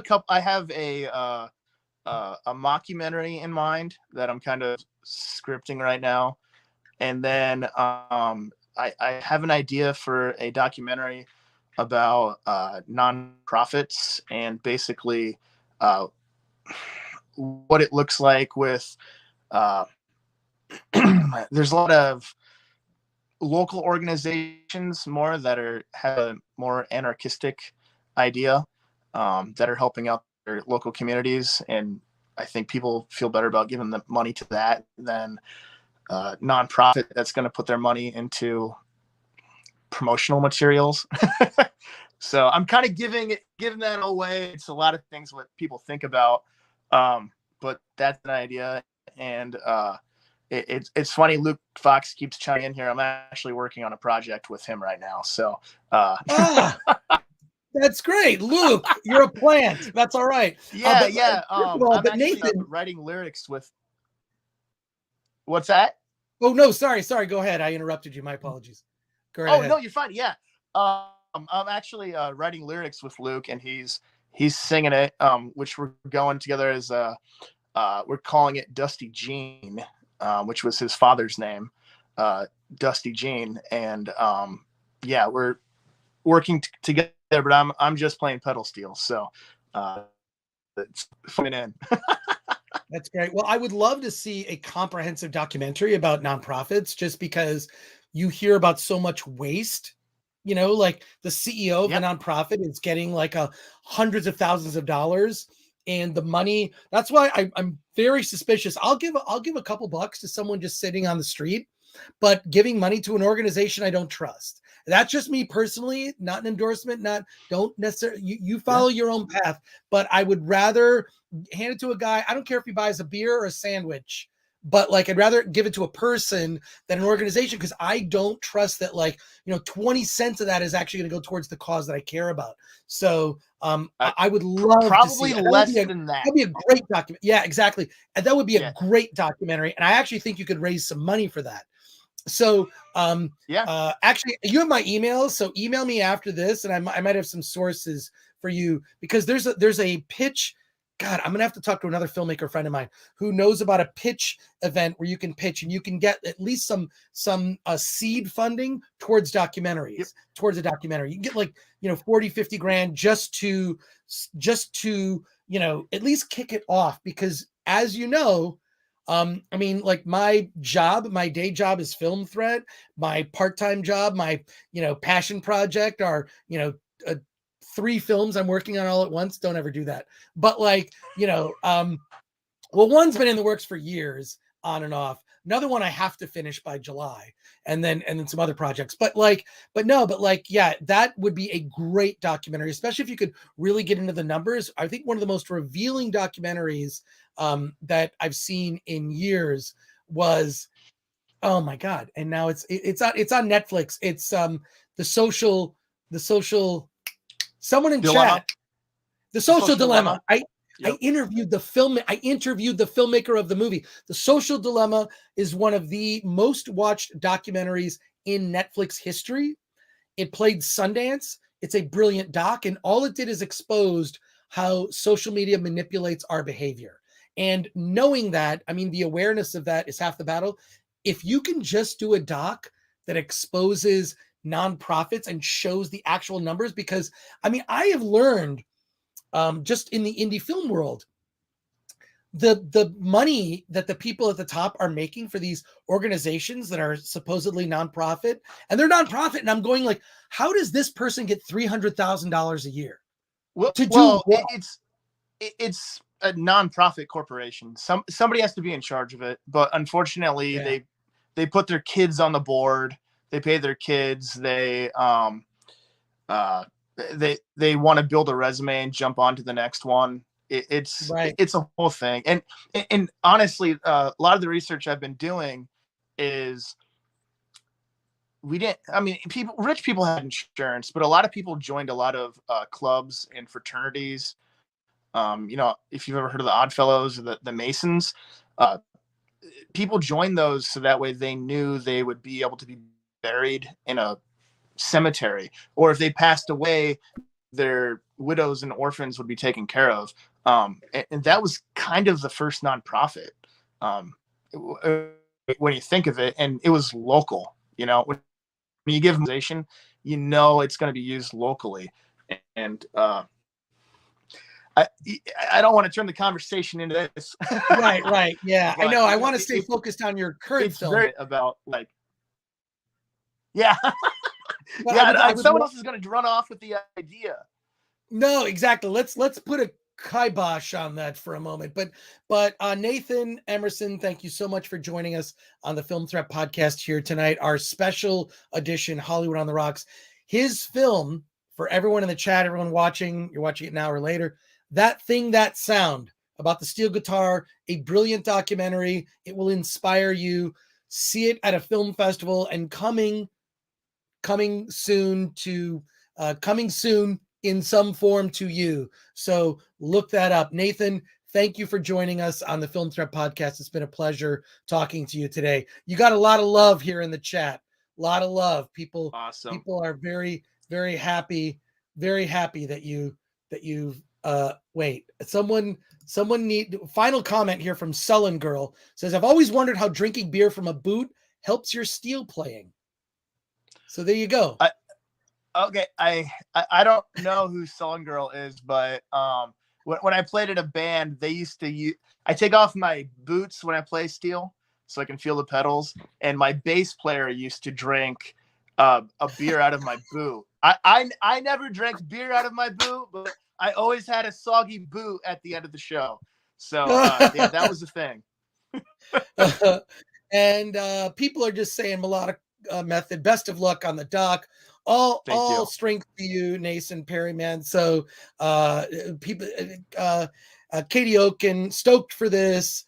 Great title, Patrick Lemire. A lot of love. Nathan, thanks for joining us on the Film Threat podcast. Let me know like what the status of the doc is. But you're just beginning your journey. You're going to be playing festivals for a year. This is the beginning, and I wish you luck. And definitely get working on that other doc as soon as you can. Absolutely. We'll keep awesome. Yeah. Thanks, Chris. You're a legend. Someone needs to make a documentary about you.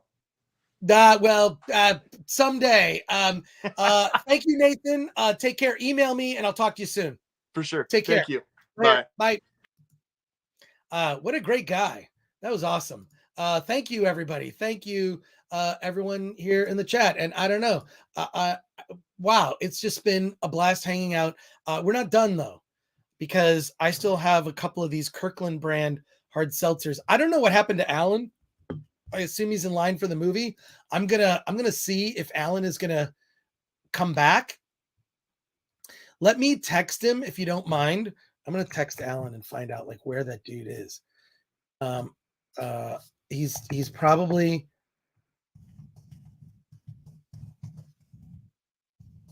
All right, cool. All right. Hopefully we'll get Alan back here. Having said that, a couple of things I want to let you all know. Let's see. Who would play Chris Gore in a biopic? I don't know. It sort of depends what age. Are you playing me in the 80s and 90s? Or are you playing me like now? I'm not sure. And thank you, Luke Fox. Great work, brother. Thank you, Luke. If you're friends with Nathan, tell him he's a good dude. He's a good dude. And I really wanted him to come on live. I know we were going to pre-record. We've done the pre-record podcast. I prefer when it's live because then the audience gets to be a part of the conversation. And I think there's an energy that you don't get. So thank you, Luke Fox. Say hi to Nathan for me. If you are, in fact, a plant. I'm not sure. And someone should do a doc on that obscure G4 program, Attack the Show. I feel like it'd be very entertaining. Toxic Waltz N8. Are you a mind reader? If you're going to be at WonderCon on Friday, April 1st, I'm doing a preview of Attack of the Doc, which is we have a rough cut now. I'm not comfortable showing it to anybody yet because it's rough around the edges. But if you're going to be I'm going to start promoting this now because why not? If you're going to be at San Diego Comic-Con, we're going to have a screening of Attack of the Doc there. We're going to be debuting something very special on the 20th anniversary of G4 TV, which I believe is April 24th. Something is coming. And then there's going to be a screening not at San Diego Comic-Con, in San Diego during San Diego Comic-Con.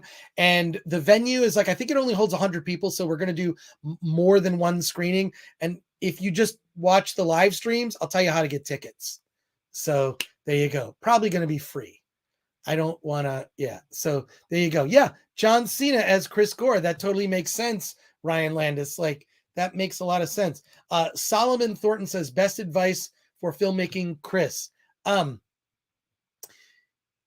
my God. That is so hard because filmmaking is one of the most difficult things to be successful. And I'll tell you why, because you have to have two brains working simultaneously. One, you have to be incredibly creative, right? Two, you need to be very business minded. And generally, most people have only one of those things in their brain, or as Nancy Pelosi demonstrated like this. What was she doing? Also, am I going in and out of focus? I don't know how to work this thing. I have a Logitech something 994 camera. I don't know what this is. But if one of you wants to help build our Film Threat YouTube channel, I think I could use some help. But what I'm saying is for you, Solomon, you need to be incredibly creative or very business minded. Most of those two attributes are not in the same brain. So what you do is you build a team. Filmmaking is a team sport. You build a team. There is a reason Martin Scorsese works with Robert De Niro on most of his movies. There is a reason directors work with, the same composer like Hans Zimmer, right? Who works with Christopher Nolan and Denis Villeneuve. There is a reason certain cinematographers and directors work together. Filmmaking is a team sport. I know directors get most of the, attention, but it's a team sport. So there you go. And Adam Gray says digitally de-aged Chris Gore is Chris Gore. I guess people are always surprised when they find out how old I am. It's I mean, you can just look that up, but I've never felt whatever age I am. So there you go. Let's see. We talked about this. Joshua Levisque. My apologies, Joshua. My apologies. Pronunciation. I'm working on it. Do you have any hope for the Kenobi series? Yes. First, I want to see it. And I can't say that that's true of many of the Disney Plus, Marvel, or other Star Wars series. Book of Boba Fett, I watched maybe a couple episodes, but I watched like 2 episodes of Book of Boba Fett, never finished it.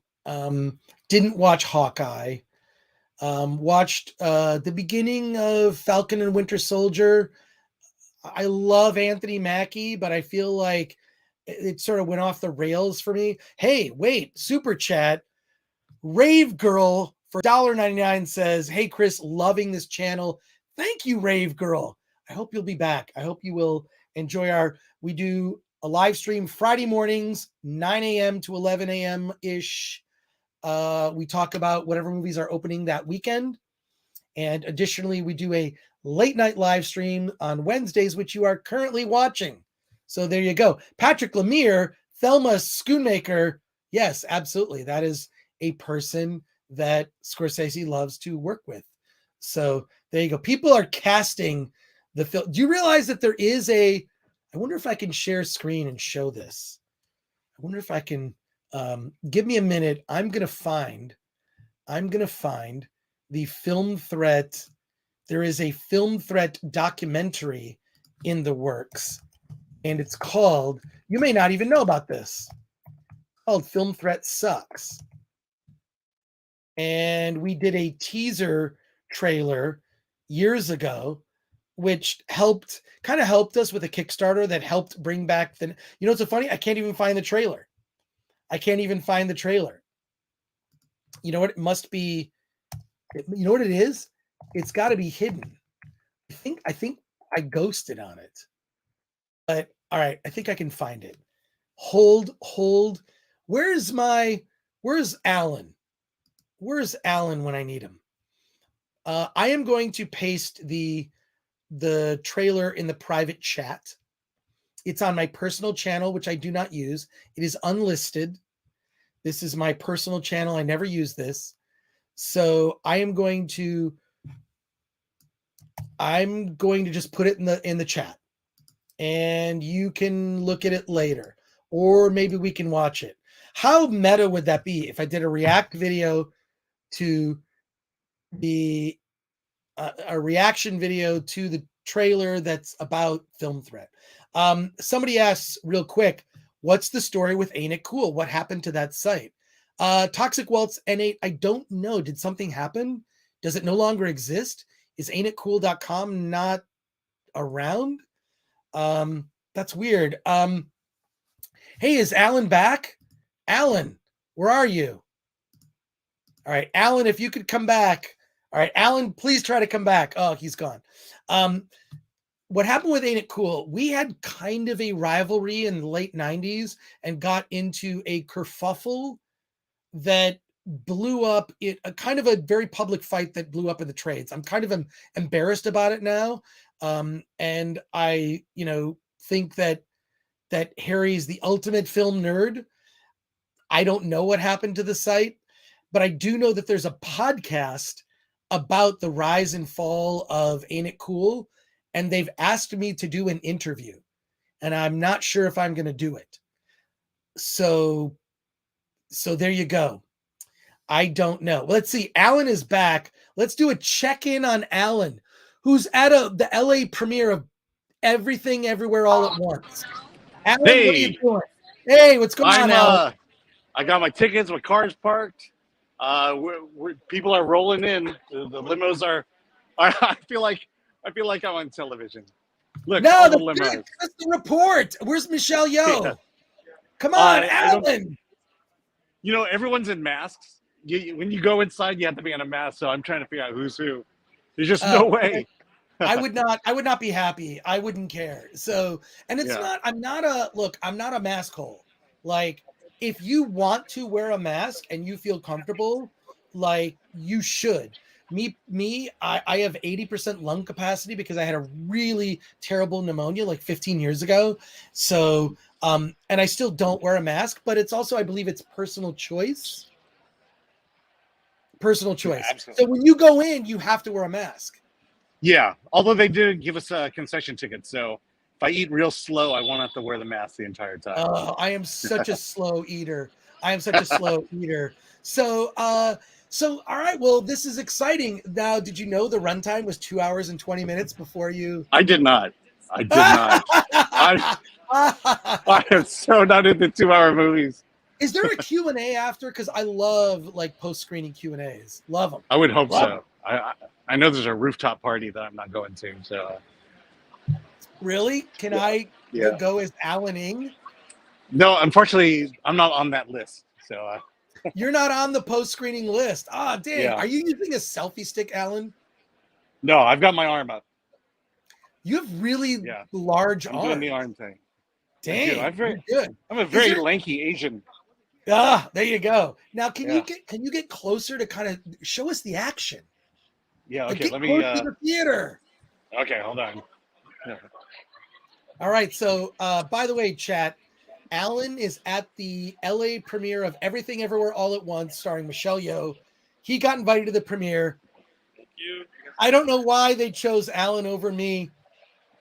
Your guess is as good as mine. I also don't care. I would not have. Skin color doesn't give it away. Wait, are you going in the theater?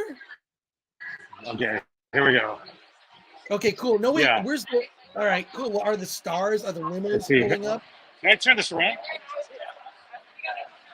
Yeah. So there's the red carpet right there. Nice. Yeah, that's where everyone's entering from the limos. It's weird because you see people line up there, and I have no idea who they are. A lot of good-looking people. Stars from the movie, A lot of right? good-looking people. Yeah. Oh, pretty much. That's great, Like I said, man. Short Round was in. I don't know what he looks like. Well, does he have? But it's first of all, I know exactly how you can tell who Short Round is. He has tennis shoes with a big wooden block tied to the bottom of his feet. And so he can be. Come on. Yeah, that's right. I thought you were going to say he's a short guy with brown hair or black hair. Well, Brown I mean, eyes, that's black like a funny thing. Like when he gets like Dr. Jones and he's got like the thing and he's driving the car and he's got like the big block so he can reach the accelerator. It's hilarious. But the Ace Hotel is a beautiful venue. If you've never been there, the inside is like a restored classic like movie palace. It's beautiful. Yeah, you can kind of see it in the lobby here. Oh, it's gorgeous, man. Yeah. So can you get closer to the red carpet? Come on, show it to us. Yeah. And it's directed by the Daniels. Isn't that the weird thing? It's like two guys and their names are Daniel. And it's like, I don't know if they're twins. Oh, here we go. James what? Hong. James Hong. James Hong. I don't know if you can see him. Can you get closer? Yeah, I'm at the rope. We don't need to see you, Alan. I know. Okay. You see him? That's great. All right. That's awesome. That's awesome, dude. That's classic. Cool. Oh, nice. He's a veteran of Chinese actors, and that's amazing. We all love it. Yeah. Can you go in the theater? Do you think you can get away with it? Yeah. Here's the thing: everyone's on their phone. I know. Everyone is on their phone, so who cares? Some people are just wondering why I'm talking to nobody. Let's see. Oh my God, this is hilarious, man. Yeah, there you go. Here's the free food. Uh-oh, it's getting a little choppier. This theater looks great, though, dude. I wish I was with you. I wish I was with you. I know. You see, there's some more of the decoration. I mean, this Sweet. Is honestly, I never knew this was here. Well, Internet Rec Room says, can we just live stream the movie? And Ryan Landis says, can you sit next to Michelle Yeoh? Yeah, we'll see. I'm sitting pretty far up. Toxic. I'm reading the chat questions to you. All right, here we go. Toxic Wolf N8 asks, James Hong must be older than Lopan by now. And then someone says, Rob M says, Alan tackled by security in 3, 2, 1. Gabriel says, Alan possibly breaking the law in order to give us entertainment. If you get cut off, there you go. I know. Toxic Waltz N8 says, hey, A24, can we get an entire EP on them? That's hilarious. So they're okay, cool. All right. You are, Yeah.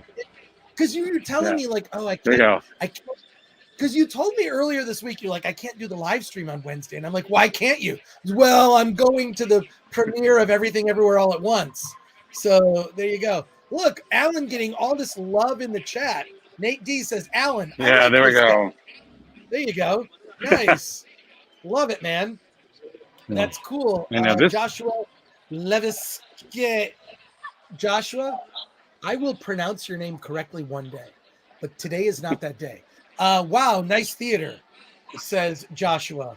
And Gabriel says, oh, they're Geek Truth 64 is having a whole conversation with everyone in the chat. And I thank you for that, Geek Truth 64. Gabriel says, dude, Alan is just going to stream the entire movie, isn't he? You know what you could do, Alan? You know you could do? You could, obviously you can't stream the movie, but you could stream the intro to the movie because you know that the actors are going to get up there, right? Yeah, at some point. I mean, they're just going to think that you're filming it. Yeah, but they caught Mark Ruffalo streaming Avengers Endgame. So I'm Did sure they they're gonna really? catch me doing Well, this. but you're not. Oh, no, yeah. no. First of all, when the movie comes on, you're not streaming. But can I you know. show us the like intro to the film? Yeah, we could. I'll go as far as I can. It Okay, does. cool. Honestly, I'd love to security doesn't look as tight as No, other it's places not out there. good. They just think you're on your phone. They don't know that you're live streaming. I know. Melodic Method says, wow, Michelle Yeoh looked older in Crouching Tiger, Hidden Dragon, and that was decades ago. Yeah, it's Asian women kind of stop aging at 35. I think that's I know. That's what They say. The Yeah. saying is the Asians don't raisin.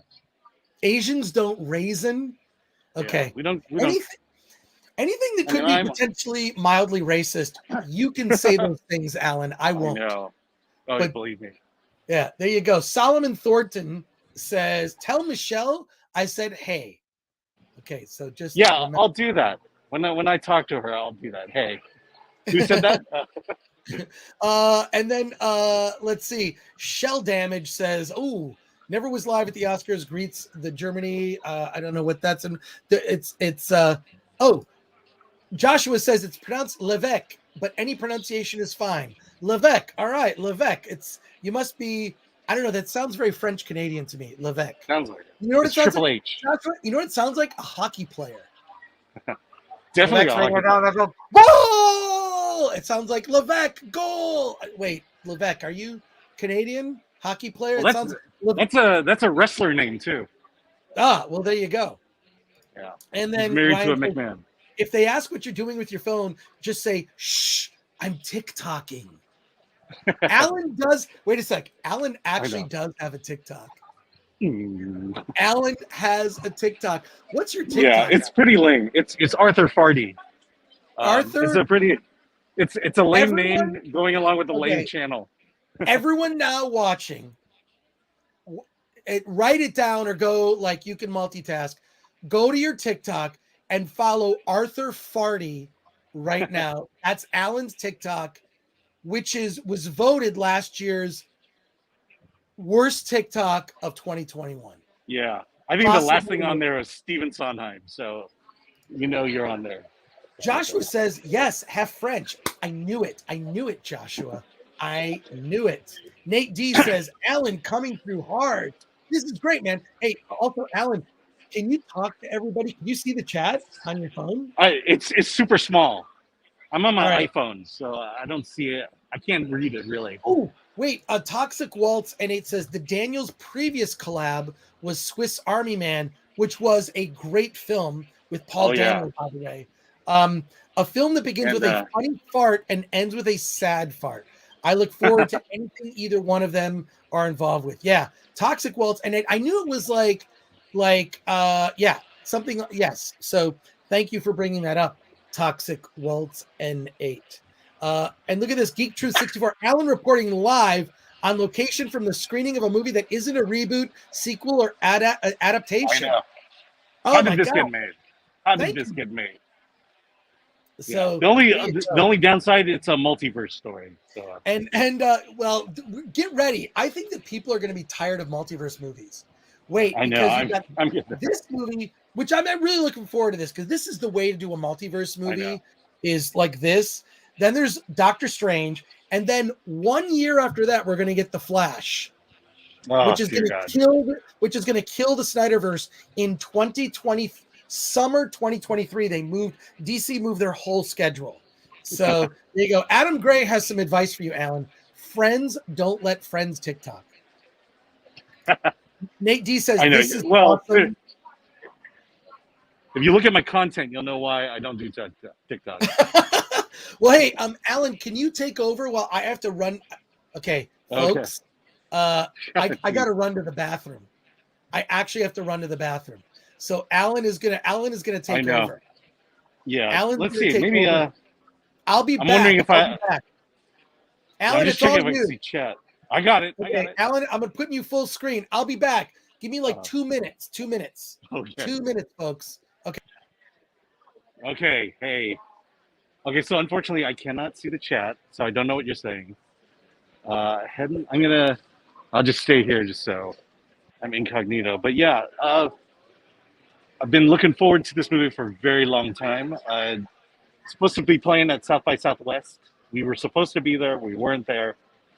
Oh man, but I'm definitely looking forward to this. Big fan of Michelle Yeoh. Short Round is in it. We talked about that. And this is an incredible theater. There's a balcony. Very ornate. I can tell you, I'm kind of on the edge of downtown LA. So traffic was just bad. I don't know. I'm just rambling. What am I supposed to say? I can't read a damn thing you guys are saying. And who knows where we're at. But we have a 7 o'clock start time, which will usually start late. But yeah, I've grown up in LA. I've mostly the northern part of downtown near Dodger Stadium. I never knew this place was here. It's quite amazing. Just give you a kind of a look at all this. I appreciate you all being here. Fortunately, because of the account I have, I'm considered a guest on the StreamYard account, so I cannot see anything you guys are writing. I know you guys are making fun of me. Thanks a lot. I'm just gonna. Alan, they're not making fun of you. They love you. Look at this. Oh yeah. No, look, Hansel Fry says, "Lol, I love Alan." That's great. Alan is the real MVP. Says Geek Truth 64. This is awesome. Yeah. What's cool is I'm probably the only person in this room who's actually from LA. Toxic Waltz N8 says, maybe I was drunk when I watched it, which is fine. You should always drink during Hollywood on the Rocks. But didn't Chris say he has only one kidney? Yes, I do. I have only one kidney. I was born that way. It is rare. And so there you are. I'll tell more of that story later, but this is great. Yeah, Joshua, we need details. That's all. Yeah. Joshua Levesque says, what movie is it? It's Everything, Everywhere, All at Once. Watch that trailer. It's Nate D is giving you love, Alan. Says, Alan knows wrestling? ? Oh, yeah. I don't watch television. The only television I watch is wrestling. So. You watch a lot of indie movies. I do. But nice about wrestling is you can drop out a week and come back a week later and pick up on it. We got WrestleMania. We got WrestleMania next year. I'm definitely going to try to go see it the first time. Well, let's see. Alan is our short round. Come on, Rob M. Let's see. Gabriel says, I'm happy to announce Chris has, in fact, taken less than 2 minutes to perform his pee session. Not only did I pee, I washed my hand, which I always do. Okay. And I got some more hard seltzers. So this is going to continue. Melodic Method says, movie is everything, everywhere, or something. It's everything everywhere all at once. It's right on the thing. Yeah. Alan, okay. You need to live stream the Michelle Yeoh, and also, by the way, all of these movies start late. My prediction is Yeah. movie doesn't start until 7:30. Yeah. Well, look, it's 7:57. 7:57, and it's very empty. No, it's 6:57. 6:57. You got it. Yeah. Sorry, it's a time change. I was gonna bug you. The time change. Ryan Landis says Alan is the man on the entertainment front lines. We salute you, sir. And Akanika, please, again, every mispronunciation, I feel I've done you a great disservice. I will get better. But Akanika says, we love you, Alan. So I love you guys too. You guys, I mean, honestly, we get some of the greatest chats, greatest topics just from your chats. Yeah, well, there's over 100 people watching right now. Yeah, you have no idea how unprepared we are when we do this. Exactly. Solomon Thornton says, Alan, you are my wrestling buddy. Oh, yeah. Wait. Oh, my God. Toxic Waltz. N8 says, psh, nerd, washing your hands after a home stream? What? What? I know. What, you're going to give yourself COVID? Is that the deal? No, you know what it is? It's habit. It's just habit. I don't think it just happens. It's like muscle memory when you're a really good athlete, which I am not, but the really good athletes, they teach them muscle memory, and there you go. So Gabriel says, well, if Alan doesn't return for the Friday stream, we know he's being detained. Yeah, I'll be banned permanently from 824. The sound of one man laughing, who's back. Good to see you. It's very cool watching a masked man. It's very cool watching a masked man not watch a movie. Fletcher Williams, hey, good to see you, Fletcher. Says Alan Cinema Ninja. Absolutely. That's why I'm here. Are we gonna live stream WonderCon? We should live stream WonderCon. Why don't we do that? We could live stream kind of the panel at WonderCon. I don't know. Nate D says, what you guys do is pretty cool. And Geek Truth 64 says Alan's sunny disposition is an essential part of the live stream. Don't undercut yourself, right, Alan.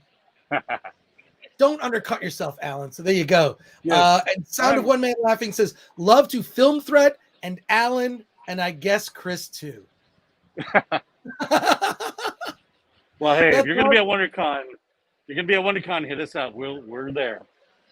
Yeah, Fletcher Williams said should totally live stream. Yeah, let's live stream at WonderCon. Why not? Gabriel says, what is that con about? Okay, so Gabriel, WonderCon, how would you describe WonderCon, Alan? It's San Diego Comic-Con light.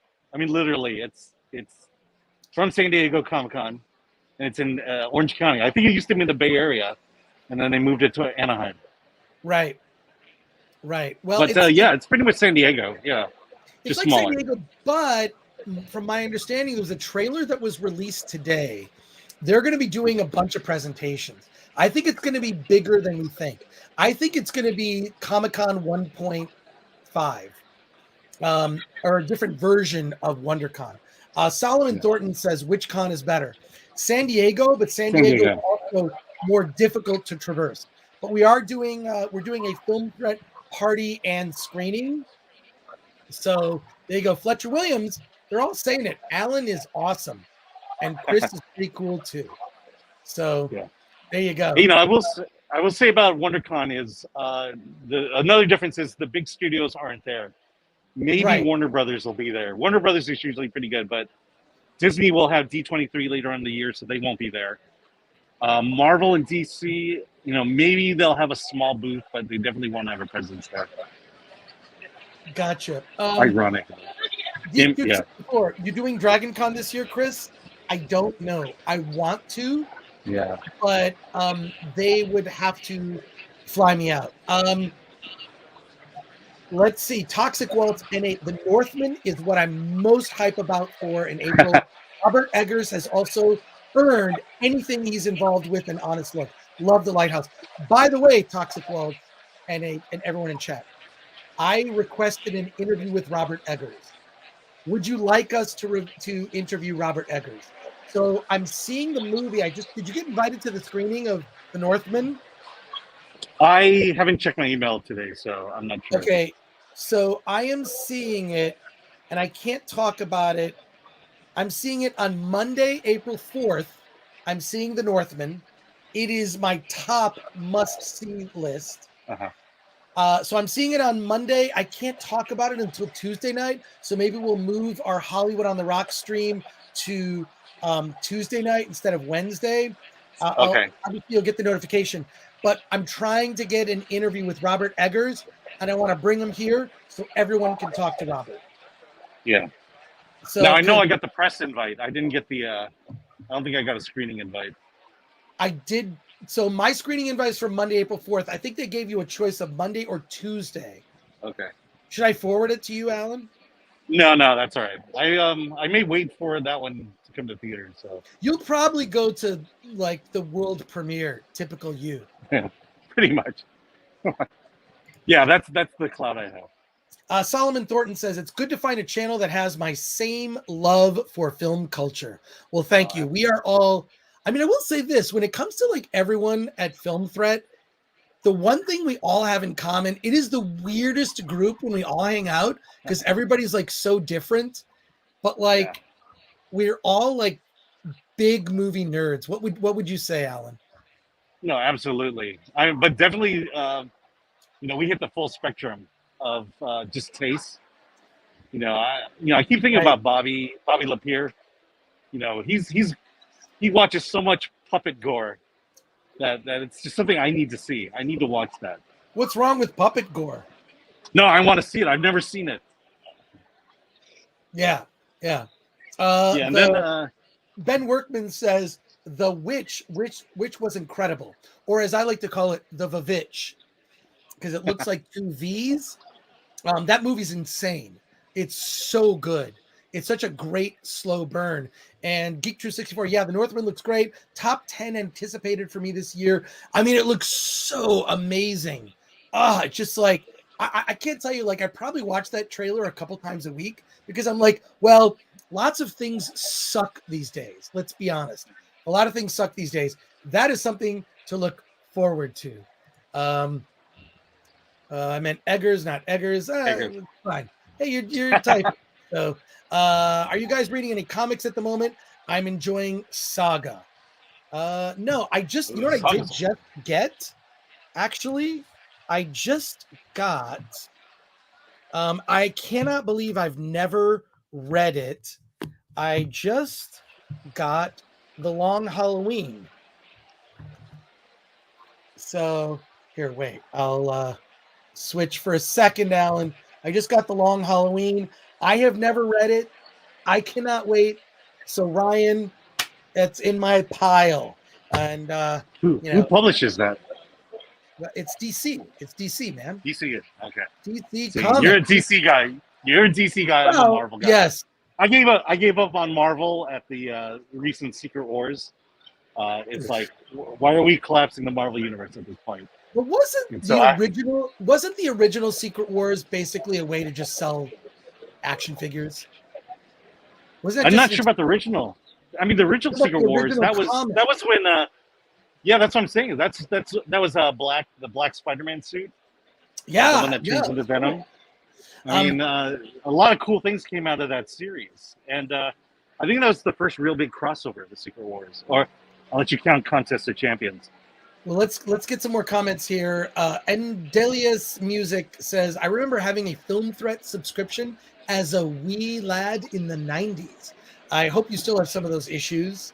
They'll put you through college.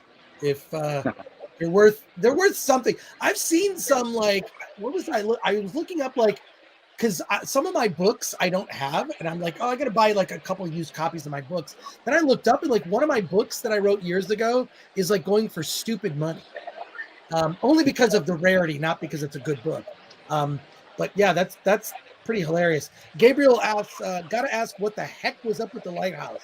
I want to know about all the farts in the lighthouse, because what I love about like Robert Eggers is like everything is very artful and beautiful, and It's he it feels important, and yet he includes farts.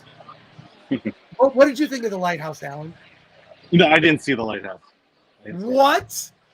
I know. My question is, did they go to the bathroom in the lighthouse? It's a lot of weird stuff happens in the Lighthouse. Fletcher Williams, thank you for your $4.99 super chat, Fletcher. We appreciate that. Let's go film threat. Hollywood on the Rocks, getting better and better. Love all the industry independent talk. Thank you, Fletcher. That's what you're going to get every week. Friday mornings and our evening stream, once a week evening stream. Unfortunately, the evening stream will more than likely have to be like a Monday, Tuesday, or Wednesday, only because of just our schedules. I mean, Alan couldn't do the stream tonight, but here he is. So I'm happy that you're able to make it. Yeah. Joshua Levesque, who just scored a goal. The Lighthouse is enjoyably bonkers madness with great performances from Pattinson and Defoe. Definitely worth a watch. Yeah, the Lighthouse is just awesome. Oh shoot, the comments are kind of going crazy. I'm so sorry, folks. I really can't keep up. Dr. Fauci. Dr. Fauci's prison butt says, "Why is he wearing a mask? Why are you wearing a mask, Alan?" Yeah. Ask everyone else in this room. Yeah, everyone has to. Yeah, oh my God. Yeah. Joshua Levesque says, great username, Dr. Fauci's prison butt. Are you gentlemen too sick? Asks, are you gentlemen looking forward to Moon Knight? Oh, absolutely. And then Ms. Marvel right after that. Boy. clearly Moon Knight's gonna be the better one. Wait a second. Gabriel has a very profound comment. Farting is obviously a metaphor for, even though your situation in life can stink at times, it is possible to rise up like gas. Yeah. That's what he says. It's the great Chris, equalizer. there you go. Chris, Adelius Music asks, Chris, did you see the movie Cold Skin? I have not. Cold Skin. No, I haven't seen that. Ryan Landis says, I hope Moon Knight is good. The sound of one man laughing. I hope that's not what that metaphor is.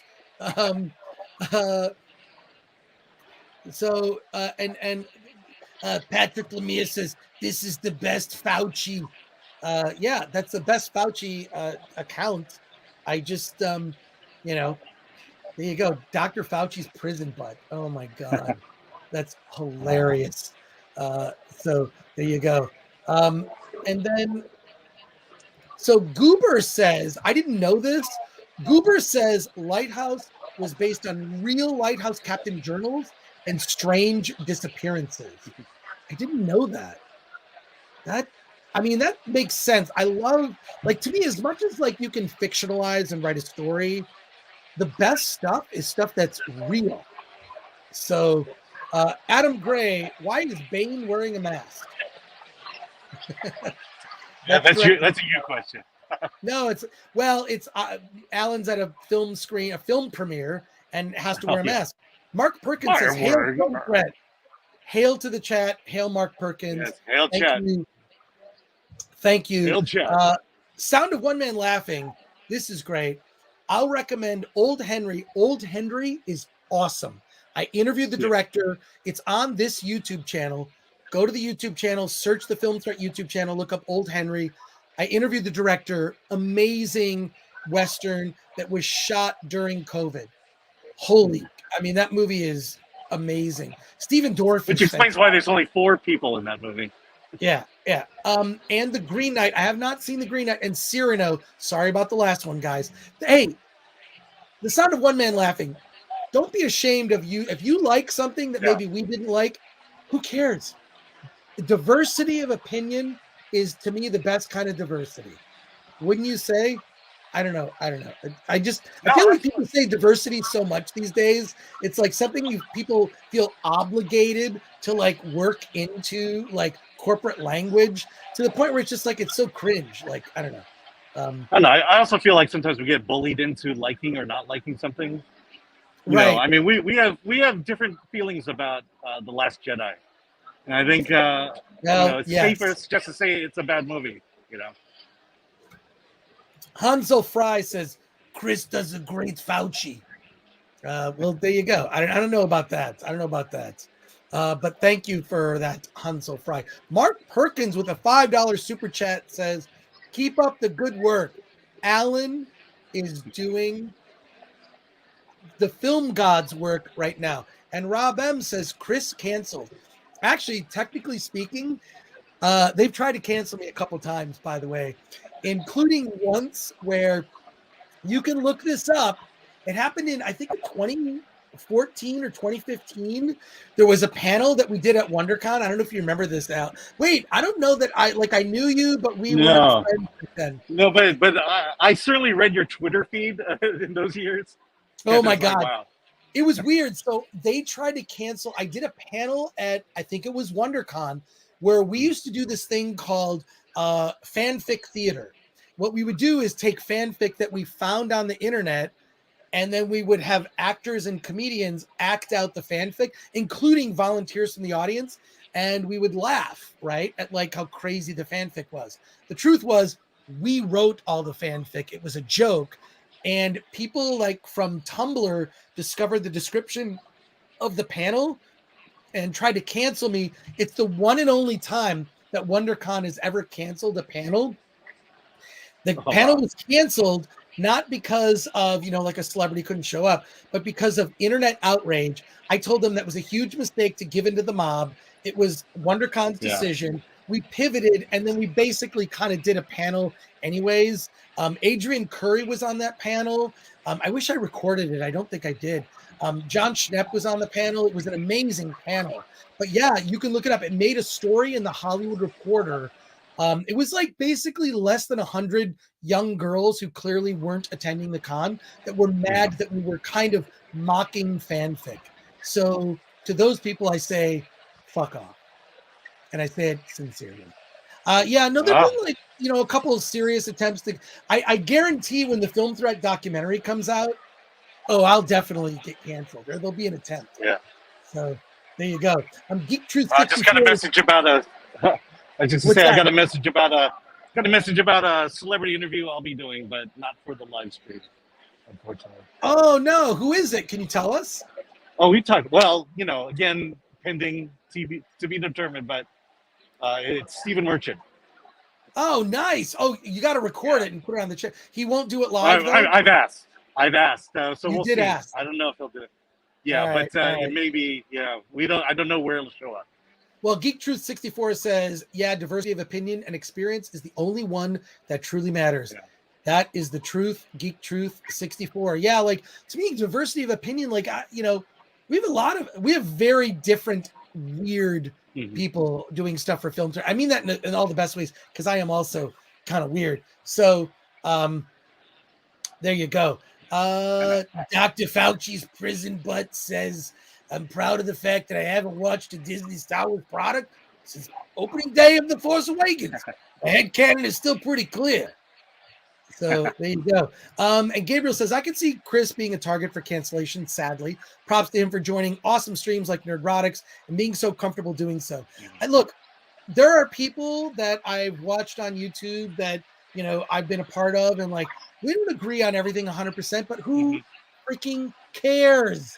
Also, what kind of show would it be if all you did was agree? That's right. It's boring. And and like, look, I just like, I don't know. I've just always been that way. And I've always had a very diverse, eclectic group of friends. So yeah. So thank you, Gabriel, for that. But they're going to come after me. The only thing is I just learned a thing. I'm just posting and ghosting. I posted something this afternoon on Twitter, and it was, God, I forgot what it was, but it started to blow up, and I was like, I'm just going to leave it alone. I don't care. But it was basically about like how Hollywood makes stuff we don't need. Hollywood makes shit we don't need. So Rob M says married people don't even agree 100%. Rob says that. What do you say about that? You're married. Yeah, I would go down to 60%. That's how my wife and I, how we roll.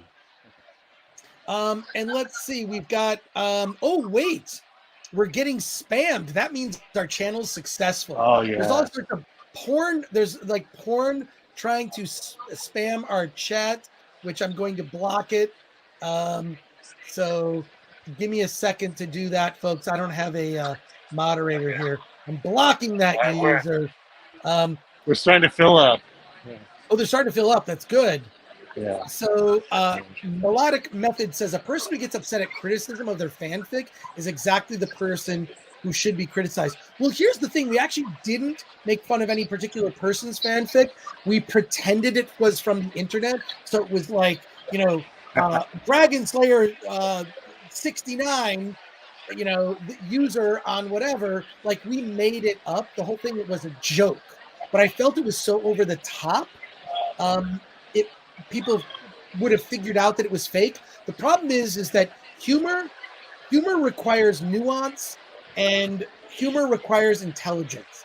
To me, the sign of someone who's a smart person is that they understand subtlety and they understand humor. So there you go. Geek True 64 says, I would take authenticity over agreement any day. We need more of it. Fletcher Williams says, Alan's Mask sending spam to the chat for making fun of it. Well, it happens. TT says, good day, y'all. Or good day, y'all. Wait, are Australian? Are you Australian? Could be. Good day. That's, there you go. So. Okay, I'm going to have to find my seat soon. No, hey, where's your seat? Yeah. Where's your seat? It's, I know I'm near it. So it's just finding the exact one. And then I don't know. I could try to do the intro, but my mic is my AirPods, so I don't know that you're going to be able to hear anything. Oh, okay. So there you go. More questions. The movie's not going to start till 7:30. It's already 7:19. Yeah. Chris and Alan, do you have assigned seat, right? Yeah. Okay, so you're good. Chris and Alan, what's your favorite horror movie? Mine will always be The Shining and Blair Witch Project. Oh wow, Solomon, that's a really good question. Favorite horror film, Alan? Well, I am not a horror guy. I'm very. I do my best to avoid horror. I will say though, I've always been a fan of the Scream series, and only because at least the first two were very smart. It really hit the genres of horror film, and I like that, and that's why I tend to go to that one more than any other horror film. And then Patrick Lemire, Fauci and Watto have the same voice. What are you talking about? Republic credits? Republic credits are no good around here. I need something more real. That's my Watto. I love Watto. If anyone needs a Watto voice for a project, I will do your Watto voice. Republic credits. So there you go. I will say the thing about the sequels is I miss characters like Watto and Jar Jar. I know. I miss Star Wars is just something fun. Star Wars is like a gentrified downtown now. Like it's just it's no fun. It's like, remember that cool dive bar we used to go to and just have a blast, and like it's not like that anymore. It's just freaking gentrified like Disney does with everything. Internet Rec Room says, recently watched The Greasy Strangler after you guys talked about it. It's so greasy. That is true. We have another super chat. Dr. Fauci's prison butt for $5 says, hey, Chris, been a fan since the G4 days. Is Kevin Pereira woke? Because I have a deep suspicion that he's not. I think you're saying is Kevin Pereira woke. Knowing Kevin, he's definitely not woke. Kevin Pereira, and I've said this before, is the best person I've ever worked with in television, the most professional, the most selfless, and he is not woke. I would say that the new network might be more woke than Kevin. And I'm really trying to not comment on G4 as much as possible because I'm working on this documentary, and who knows, they might end up suing me, but we'll see. Watto will be voiced by Fauci in the next Disney Star Wars project, says Geek True 64. Now my Watto voice is going to now be a character. We just need to, you know what I need to do is to change my little thing to Watto and just have Watto come on the screen. So Ryan Landis says, I'd like to see a new Jar Jar with an eye patch and neck tattoos. That would be great. It's just like to me, like this has become a cliche thing. Like when a character goes away in science fiction, they come back, they have like a tattoo and a robot, or like they have like an eye patch and a robot arm. Like I love stuff like that. So there you go. A great favorite of mine is Lost in Translation, especially the ending. Says the sound of one man laughing. That's great to hear because I always liked Kevin. Shame Adam has gone crazy though. Says J Train. I think Adam was always like that. With regard to Adam, he used to have a segment on X-Play called Adam's Soapbox, where he would kind of talk about politics. But I just, if I could just say, I feel sad. I feel like that maybe he's going through something. I don't know, but when I see people who kind of lash out in a hateful way, I kind of feel like they're struggling with something themselves, and sort of the empathetic side of me feels like they're going through something, so I don't take it personally. So, but I do know he stopped following me on Twitter, and I still follow Adam Sessler. So make of that what you will. And the thing is this, like, I also feel obligated that when people ask me a question, to be completely honest. It's just that I don't want to like exacerbate a lot of the drama around G4. I'm working on this documentary, which I hope will, remind people of the legacy of the network, because I feel like the network inspired YouTubers to be their own creators and go their own way. So there you go. Jar Jar ran away to a planet to drink camel milk, says Geek Truth 64. The sound of one man laughing. My honest opinion of Star Wars as a whole is it was great when I was a teen, period. Totally fine opinion. And Fletcher Williams, Jar Jar looks like new Aquaman. Well, there you are. Alan, how are we getting, how are things going? Is it getting close? Where's your seats? Why don't you just go to your seat? Yeah, because I think it's over here somewhere. All right, let's see if I can find it. Find your seat, Alan. All right, and questions for Alan, because he's going to be leaving the stream momentarily. And you know what's so funny? I just said stream, and you know what I have to do? I got to pee. Just because I said the word stream. Show us the whole crowd, Alan. Yeah, there we go. Wow. Wait, point up at the ceiling, if you could, and just show them, like, look at that amazing architecture. I love old movie palaces. That's the old balcony. It's the old balcony as well. Oh, that's great. Are you in the balcony? No, I'm right by the stage. There you go. Yeah, see, there's the stage. Okay, I just need I found my row.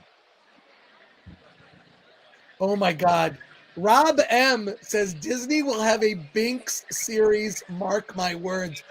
First of all, that's a really good idea, Rob M, because you could literally tell the story of Star Wars with like Jar Jar being in the background of every important thing that happened. It would be like Zelig, a Woody Allen movie no one remembers, but that would be awesome. Geek True 64, just do a chair stream, Chris. I can't. I should be wearing. Wait, are you in your seat, Alan? Yeah, there it is. That's my view. Your seat's great. Yeah. You have a really good seat. Do people know that you're? Do people know that you're like talking to your friends on the internet? Not really. Everyone's kind of into this. Toxic Waltz N8. Folks with small bladders is why my preferred seat at the theater changed to any row where people exiting the room isn't in my eyesight. Can I just say this, Toxic Waltz N8? I always get aisle seats. I get aisle seats when I fly. I'm an aisle seat guy. And when I'm at the movie theater, it's always aisle. Why? I know I'm going to get up to pee at least once, if not twice, during a movie over 3 hours. Thank you, the Batman. So there you go. Lordy says, just saw Uma. I didn't like it very much. I guess. Yeah, I saw Uma as well. Are you gonna review it this Friday? Yeah, we'll talk about it. That doesn't sound good. Well, I was stuck in Century City after watching The Lost City, and I did like you said. I just went and stayed for another move while traffic. Wait for traffic to go down. That's perfect. Yeah. So, okay, wait. I got an extra movie and save myself 45 minutes. Gabriel says, Alan, if anyone asks, just say it's your imaginary friend. Yeah, I'm sure that's what they're thinking. Ryan, let's see. Ryan Landis says, "Me too. Always aisle seats." And Patrick Lemire says, "Bring back the intermission." I agree. Oh yeah, especially at these 3-hour movies. I mean, yeah, like it's so funny. I saw the Batman with my girlfriend who loved the film because she loves stuff that's really dark. Linda, you know my girlfriend. Um, my amazing girlfriend. I don't really talk about her all that much, only because I kind of wanted to keep her private. Like I want to, I don't want, but she freaking loved the Batman. I think she liked it more than I did. And because she just loves anything dark. Like she loves stuff that's dark. But she asked me as we're going in, because I told her it's 3 hours. She's like, "Is there an intermission?" I'm like, "What are you talking about?" Like, there's no intermission. So I will tell you, Lord of the Rings, Fellowship of the Rings needed an intermission. They all, I mean, to me, it adds to the epic scale of it. And I like, for example, when you get a DVD or a digital copy, and it includes the overture. Do you remember the overtures that movies would have? Oh, yeah. So you have the overture and then an intermission. There's something about it that just, it feels big. I have a digital version of West Side Story, and it has the overture at the beginning. Yeah. And then it has like the intermission. Same thing with Gone with the Wind. Like, I love it. Fletcher Williams says, "We need an Alan Uma review." Yeah, Alan, we'll have it. Fletcher Williams says, we'll talk about it. We'll definitely talk about it. Okay, Alan, just say you identify as a live stream. Adam Gray says, "Generational bladder issues are real, Chris." Hell yeah. So, Sound of One Man Laughing. I quite like the Batman. Didn't see much wokeness in it. Yeah, there's that one line that we talked about, the whole thing about white privilege. I think you just could have fixed that by saying privileged asshole. Like, assholes come in all shades. Let's just say that. I think that's true in real life. And, it didn't need to go down that road. It didn't need to make that aspect necessarily about race, because nothing else in the film is really about that. So it came out of left field. But thank you for that comment, Sound of. Or you can literally take the line out of the movie, and it's as if nothing happened. It changes nothing. Exactly. Gabriel, well, Chris won't stop drinking, so it's understandable. He got a steady P generation going. That's true. Let's see. Hashtag Adam Gray, bring back intermissions. There you go. Oh, this is funny. Really good question. Toxic Waltz N8 asks, would an average modern audience even know what to do in an intermission? What are your thoughts? They would leave. You think they'd leave? Oh, they'd almost think it's the end of the movie. Oh, that's exactly. weird. It's weird. Sorry, I had to open up another one. Wait, and Delius Music says Star Trek the Motion Picture has an overture. Yes, it does. I saw it in the theater in 1979 when I was a kid. I could not wait to see that movie. I read about it in Starlog magazine for years before it came out, learning about Star Trek Phase 2. No. Sorry, are you okay, Alan? Yeah. I'm sorry. I'm done. Yeah, there's empty seats and people are asking about it. I have an interesting Star Trek the Motion Picture story. Well, tell us. Okay, so, and Delius, also, by the way, I want to let people know, I am now considering subscribing to Paramount Plus, because they're putting out the 4K version of Star Trek the Motion Picture that is the director's edition that Robert Wise worked on. So, but tell us your Star Trek the Motion Picture story while I go to the bathroom. Yeah, so here's the story. In elementary school, my best friend, we hung out, and one day I asked him, "Hey, we hanging out tomorrow?" He goes, "No. My dad wrote a movie, and I'm going to the set for a visit." I go, "What movie is it?" He says, "Star Trek." I go, "Yeah, whatever." So he's gone, comes back maybe a week later and shows me pictures of him with Leonard Nimoy, William Shatner, and it's like, you son of a bitch. But yeah, that's my Star Trek story. Okay, and again, I can't see anyone's chat, but hey, again, thank you all for being here. You have no idea how much your chat contributes to the show, and we have to thank you for that. Sorry, I'm just looking around because things are starting to heat up here. Let's see if seats are being filled. Yeah, so yeah, it's getting pretty exciting. Again, there's my view. Oh, nice. Here's the. By the way, just to let everyone know, I did a home stream and I washed my hands. Goober says, I saw 70 millimeter 2001 with an overture. I saw 2001 a couple years ago. They did the re-release. It was the 50th anniversary re-release of 2001: A Space Odyssey, and I saw it on my birthday. I was alone, and I saw 2001 at the TCL Man Chinese Theater in Hollywood, and it was a great fucking birthday. It was awesome. Did you say you went by yourself, or the entire theater was? Well, no. I mean, the theater was packed, but I was like, I went by myself because that was like what I would stay. The day landed on a weird day, and I was going to see, it's sort of like when do you celebrate your birthday as opposed to like when your actual birthday is. And also, I could give two shits about my birthday. I don't I find it embarrassing. My birthday's embarrassing. Like, don't buy me anything. I don't need anything. I don't need you to spend money on something I'm going to like give to Goodwill in 3 years. Like, buy me a drink. That's what you can do for my birthday. Buy me a drink. You can say happy birthday. I don't need anything, but I appreciate kind thoughts and words. Ryan Landis said, what's that? Sorry? I was going to say, I have two movie birthdays. One birthday, I went to see the Muppet movie. And then the other birthday was Howard the Duck. Oh, wow.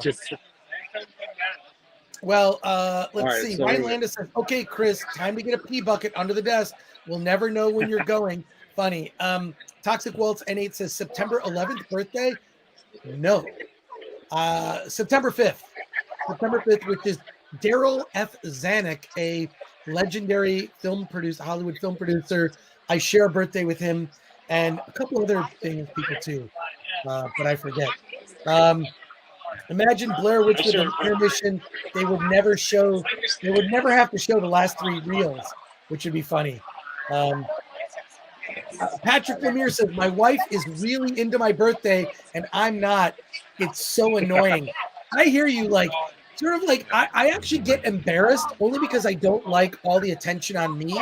Like, a lot of what I do, kind of the attention is on me all the time anyways, which is irritating. So it's like, I prefer, like in my personal life, I don't like, I like the attention to not be on me. So, yeah, I'm not a big fan of my birthday. So there you go. It's all about what free stuff can we get on my birthday. Exactly. The Sound of One Man Laughing. My dad was September. You know, I prefer like a good for birthday, September 7th. There you go, fellow Virgo. I prefer just like, let's go out to dinner. Let's have a good dinner. Let's spend time together. Let's not be on our phones like Alan is right now. So there you go. Let's see. Sound of One. My wife divorced me and she's not into my birthday. Well, that'll happen. There you go. Alan, when is Michelle Yeoh going to be on? Let me see. Do you think? Well, I'm sure she's off though. No, but do you think they're going to do like they're going to do some kind of like introduction to the film? Well, I mean, I will say there's no podium set up. There's no seats. Question, Alan. Adam Gray asked, lighting guy asked, what theater is Alan in? Could you explain the theater and where you are? Yeah, it's the Ace Hotel. I assume this is one of the classic theaters of LA, and the hotel is right next to it. But yeah, I mean, was it April Wright? I'm sure she has. I doubt this one's in it, but she has a whole documentary about the old classic theaters. You know, these grand architectural wonders that are all over LA. Yeah, April Wright did that documentary. It's about movie palaces. It's absolutely brilliant. Yeah. David says Freddie Mercury was born on September 5th. There you go, Queen, baby. Lordy says, when does Everything Everywhere All at Once come out? It comes out. It says the internet says March 11th. It actually comes out this Friday. Yeah. Right? Yeah.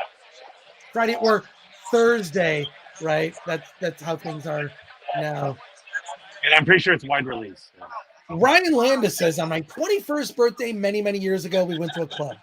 I wore a sticker that said, today is my 21st birthday.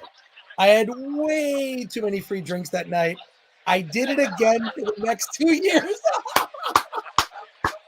That is awesome, Ryan. Oh my God. Okay. That's awesome, dude. Dude. Okay. Oh, wait, here we go. Cool. I'm going to take myself off. Thank you for Let me know if you can't hear it. we're so excited you're all here. If everyone else, I can start shuffling in. We're going to start the movie soon. Before we do, and as you guys all start sitting down, I just want to say thank you so much for being here. Thank you so much for choosing our movie tonight. I know there are a million other things you guys could be doing right now. If you don't know, we're named Daniel. Oh yeah, Yeah. Daniel. And then, it's so exciting to be finally premiering this movie in LA. This is our home. This is where we built this movie from the ground up. This is where we shot it, like Exactly. a block from here. This is our community, and I know it's funny because when you think of Hollywood, when you think of LA, you don't think of community immediately. That's not what you think of. I know it's a very strange city we live in, but the community that we have built around this movie is the only reason why this movie exists. In this room, we have our producers, our cast members, our crew members who gave us so much. Exactly.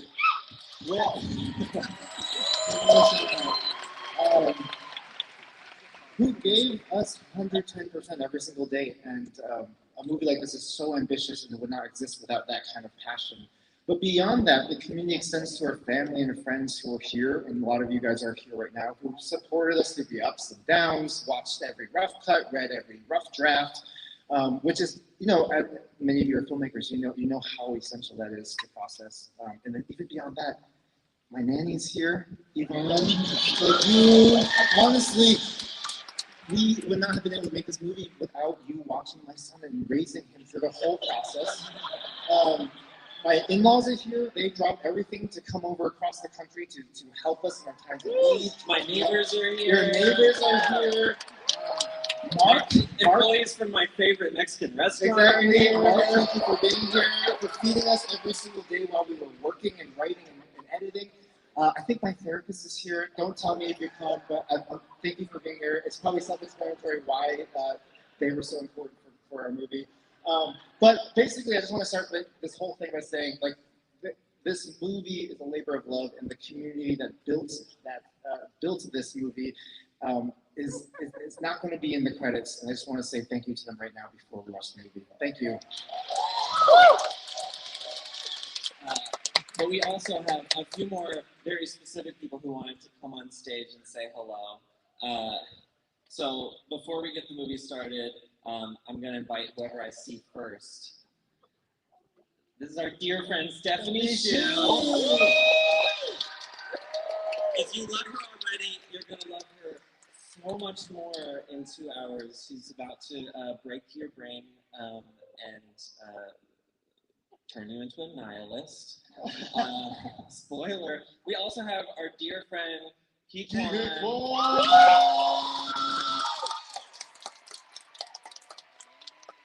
It's such an honor that we got to bring him back to the big screen with this movie. Thank you for working so hard. You're about to see all that. Our friend Harry Shum Jr. is here. He's gonna blow the drums.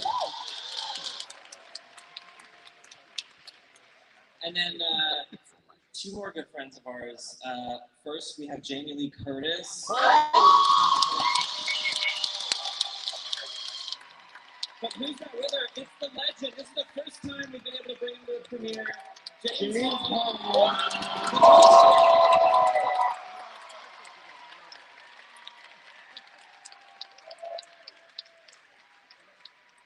We really hope you guys enjoy the movie. We really enjoyed making it. Thank you guys so much for your help. We'll see you guys later. Enjoy the ride. All right. Okay, Alan, I know you got to leave. Have Yep. fun at the movie and the Okay. party you're not going to. Okay. Enjoy it. All right, take care, man. Ah, God, that was great. That was awesome. Thank you if you're still watching us. I really appreciate it. It's been a crazy stream tonight, and I want to thank everybody who's joined us here. We had an amazing interview with Nathan about his music documentary. Want to thank everybody in the chat. Turo, I'll get back to you on the email. I'm probably just going to go right to working right after this. But I want to say thank you for that. Friday, we're doing a live stream. My voice, I've lost my voice a little bit. Friday, we're doing a live stream at 9 a.m. We're going to talk about this movie, Everything Everywhere All at Once. Alan will review it. We're also going to be talking about The Lost City with Sandra Bullock. Sandra Bullock. Gravity chick. She's awesome. So we're going to be talking about that, a couple of other indie movies. We're interviewing two film directors, documentary filmmakers on Friday as well. And Mark Perkins, thank you for the $2 super chat, says, don't forget to watch The Backrooms. Don't forget to watch The Backrooms, says Mark Perkins. We're going to do our best. We're going to try. Yes, and Sandra Bullocks. That's a whole thing. Bollocks. I don't know. I'm exhausted. Geek True 64 says, lost the voice from the Watto Fauci impression. I just did the Anthony Fauci. But thank you for your super chats, and thank you for just hanging out with us tonight. We're doing our Hollywood on the Rocks is our late night show, which is on weekdays, usually on a Monday, Tuesday, or Wednesday. Our Friday morning show is at 9 a.m. every week. We're interviewing filmmakers this week. We've got a lot to discuss. I'm ecstatic that you'll be hopefully joining us Friday morning. You know, like me, I watch a lot of live streams. I keep them on in the background while I'm doing other stuff. Just the way that this kind of thing works. But I really appreciate all of you. Thank you so much. We'll be back. And if you want to support our work, go to shop.filmthreat.com. Pick up a Film Threat shirt. Why not? You know, that's a fun thing to do. And you can follow us. We are Film Threat on everything. And I don't know. I hate to say it. This is how we're going to end it. Let's get out of here.